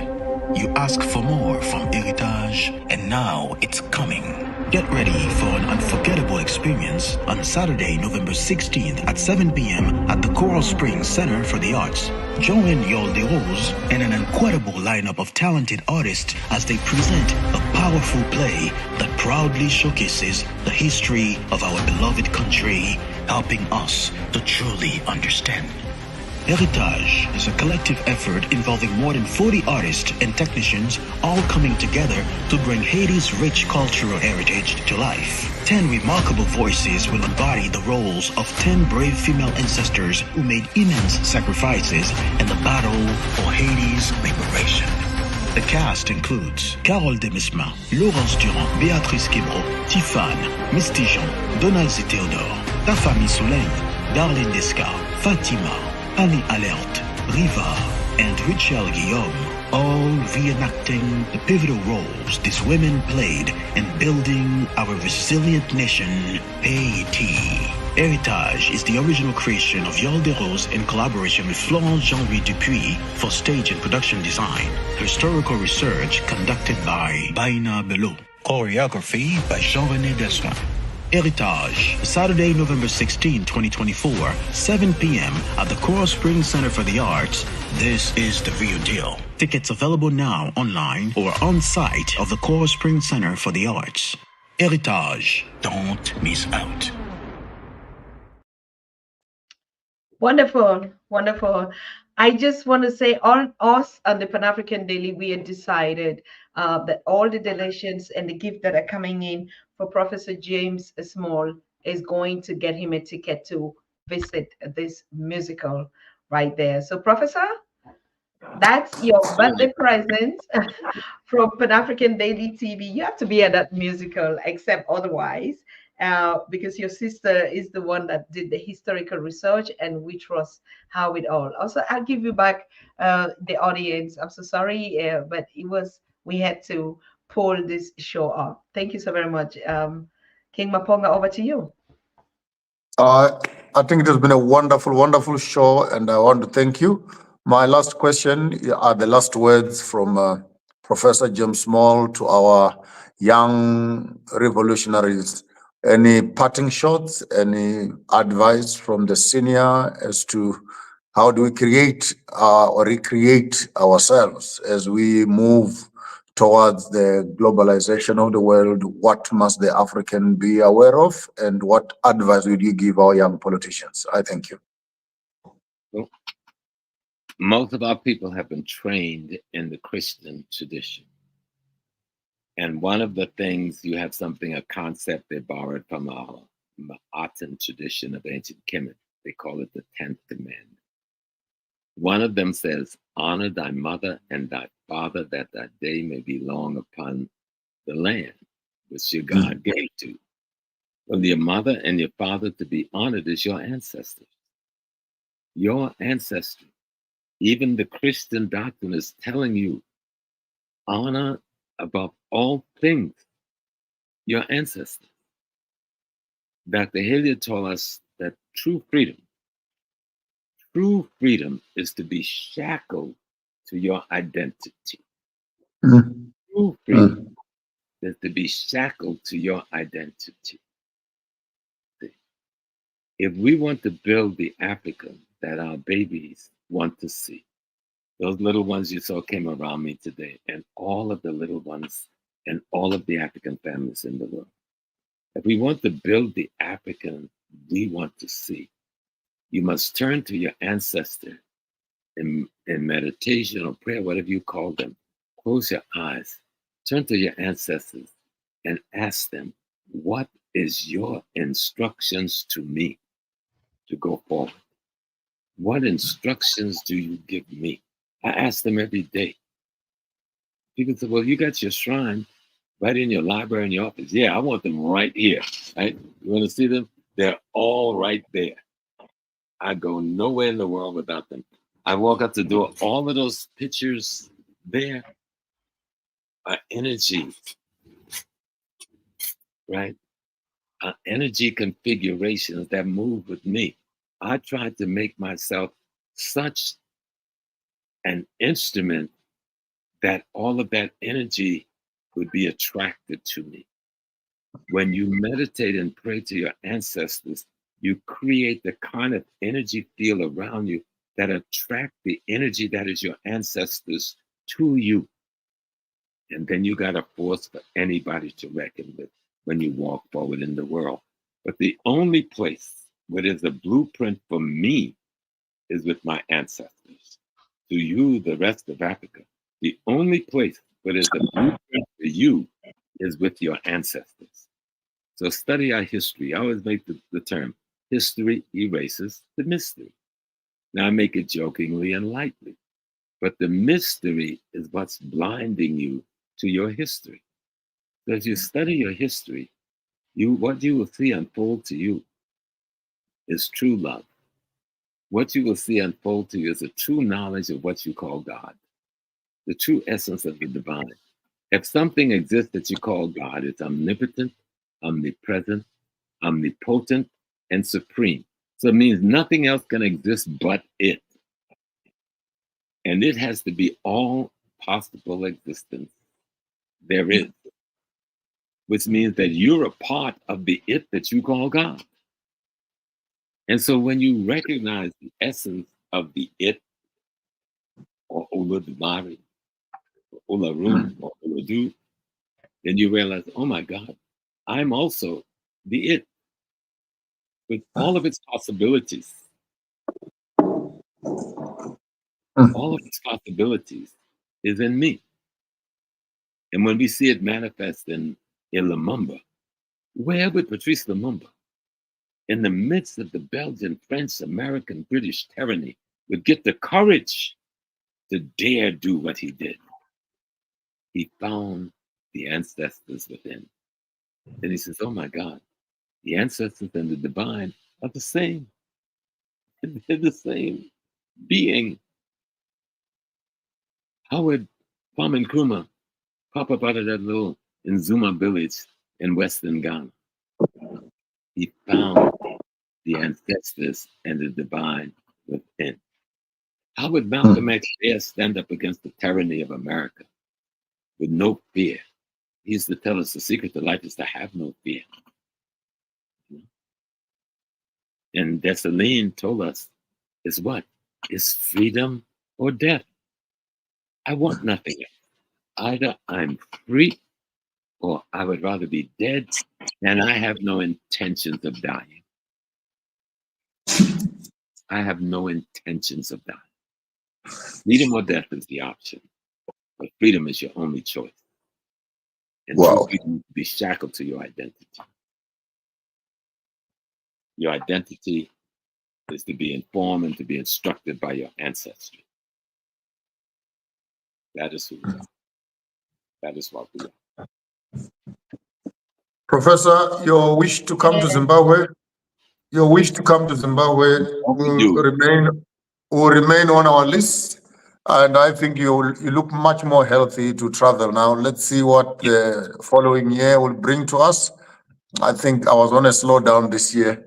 I was told you were a bit frail, but what I see now, your birthday has brought in lots of life. And let's go back and dust our passports and see Yep.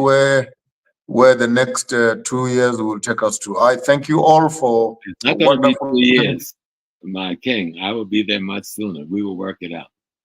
All right. But I'd like to thank you from the bottom of my heart, from the Southern Africa and from Farmers of Thought. Thank you, Dr. Susan, for extending your platform to celebrate my wonderful brother and father and mentor. I don't have to give him a name, wonderful soul and spirit, a gift of the universe to us at this day and era. And it has been a great pleasure and joy to host him here and a wonderful audience amongst your listeners and viewers around the world.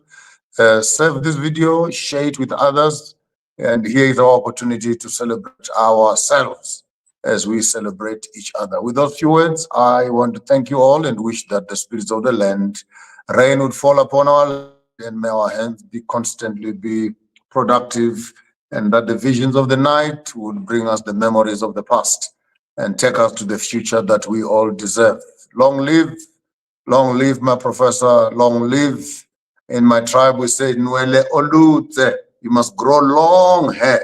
And that means you must have a tall feather standing on your head, constantly reaching out to the skies, remembering you're from the ground together with us. I thank you. Thank you, my king. Thank you for taking time to help me celebrate today. And remember my celebration, because I am you and you are me. Thank you. We may look separate, but we are in one membrane, and we're part of that membrane. We're the same being. I am you, you are me. You have your visit in my residence. I will host you. So worry about everything else. But I can guarantee you a glass of water, a plate of food, and a pillow to rest your head while you're here. And that's all one needs when he comes home. That is all one needs. And that is Africa. Wonderful. Thank you. I want to thank the community that joined to celebrate Professor James Small, our king, our legend, our teacher, our brother, our friend, right? And I cannot express more. We've all seen it. And I also want to thank you, King Maponga, for moderating and hosting the King the way you've done. Thank you for the music. It was just on point, everything. And I want to thank all the members of this community for sharing this wonderful day with us. And I think we're going to continue to do, to celebrate our elders, our leaders, our people in the same likeness like we've started today. So, Professor, we wish you everlasting love. We are in solidarity with you. We are one Logome with you, and we wish you a pleasant day. I know that you're going to continue. Your family is already around. We don't want to keep you so much. And yes. Oh, no, we're going to just have fun. I know Queen Diambi will come by later. She just came back to the country last night.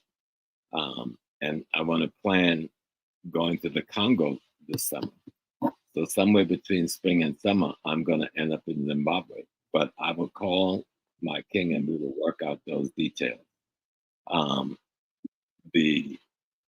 Tomorrow I'll be in Atlanta at Clark Atlanta University with the African Heritage Studies Association, giving a lecture on just what we were talking about today, getting control of our narrative, that we control the narrative that explain who we are and who we were and who we are going to be as a result of who we are, which is a result of who we were.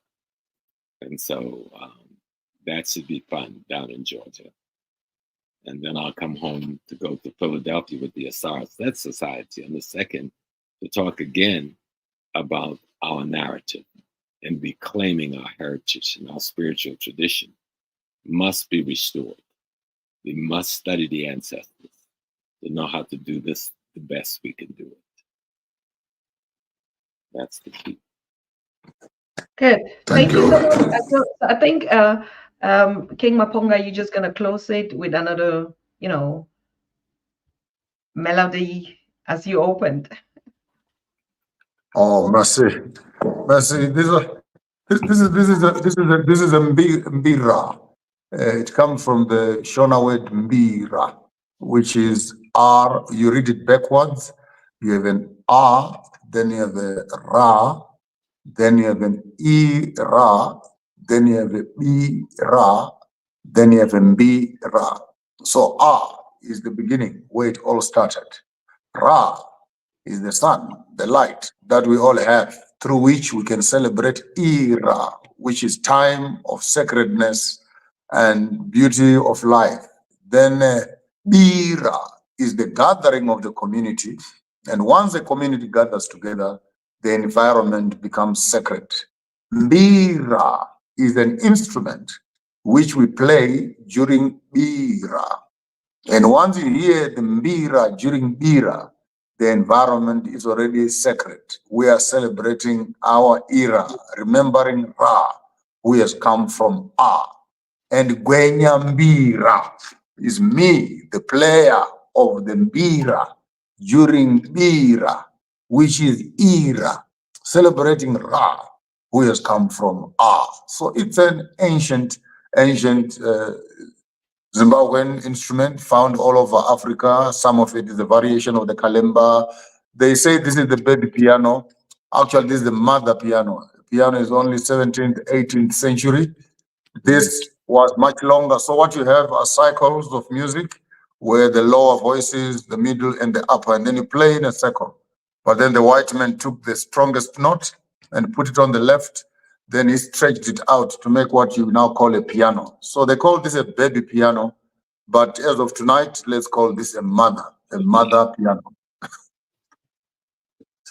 So I'll just do some riffs. Basically, if you have listened to classic music, you'll be able to hear how they have stolen bits and pieces, Mozart, Beethoven, and the rest of them. Yeah.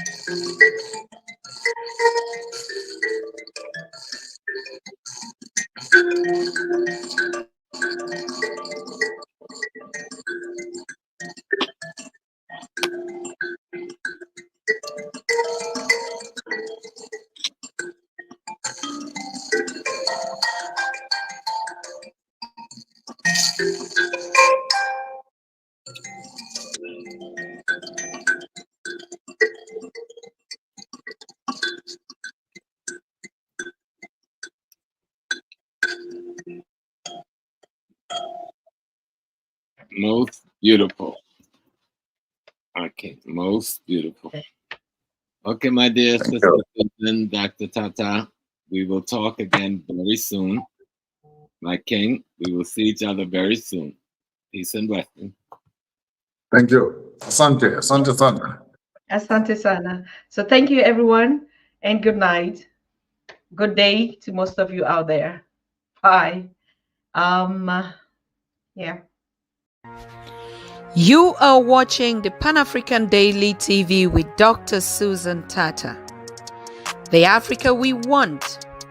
Unity, consciousness, our culture, our spirituality, our history. One Africa for Africans worldwide. Motherland's calling its diaspora home. Join my voice. Join my team. Join my campaign. Campaign 21 hashtag 1 million subscribers on the Pan-African Daily TV YouTube. Be a volunteer. Apply now. Be the new Africa.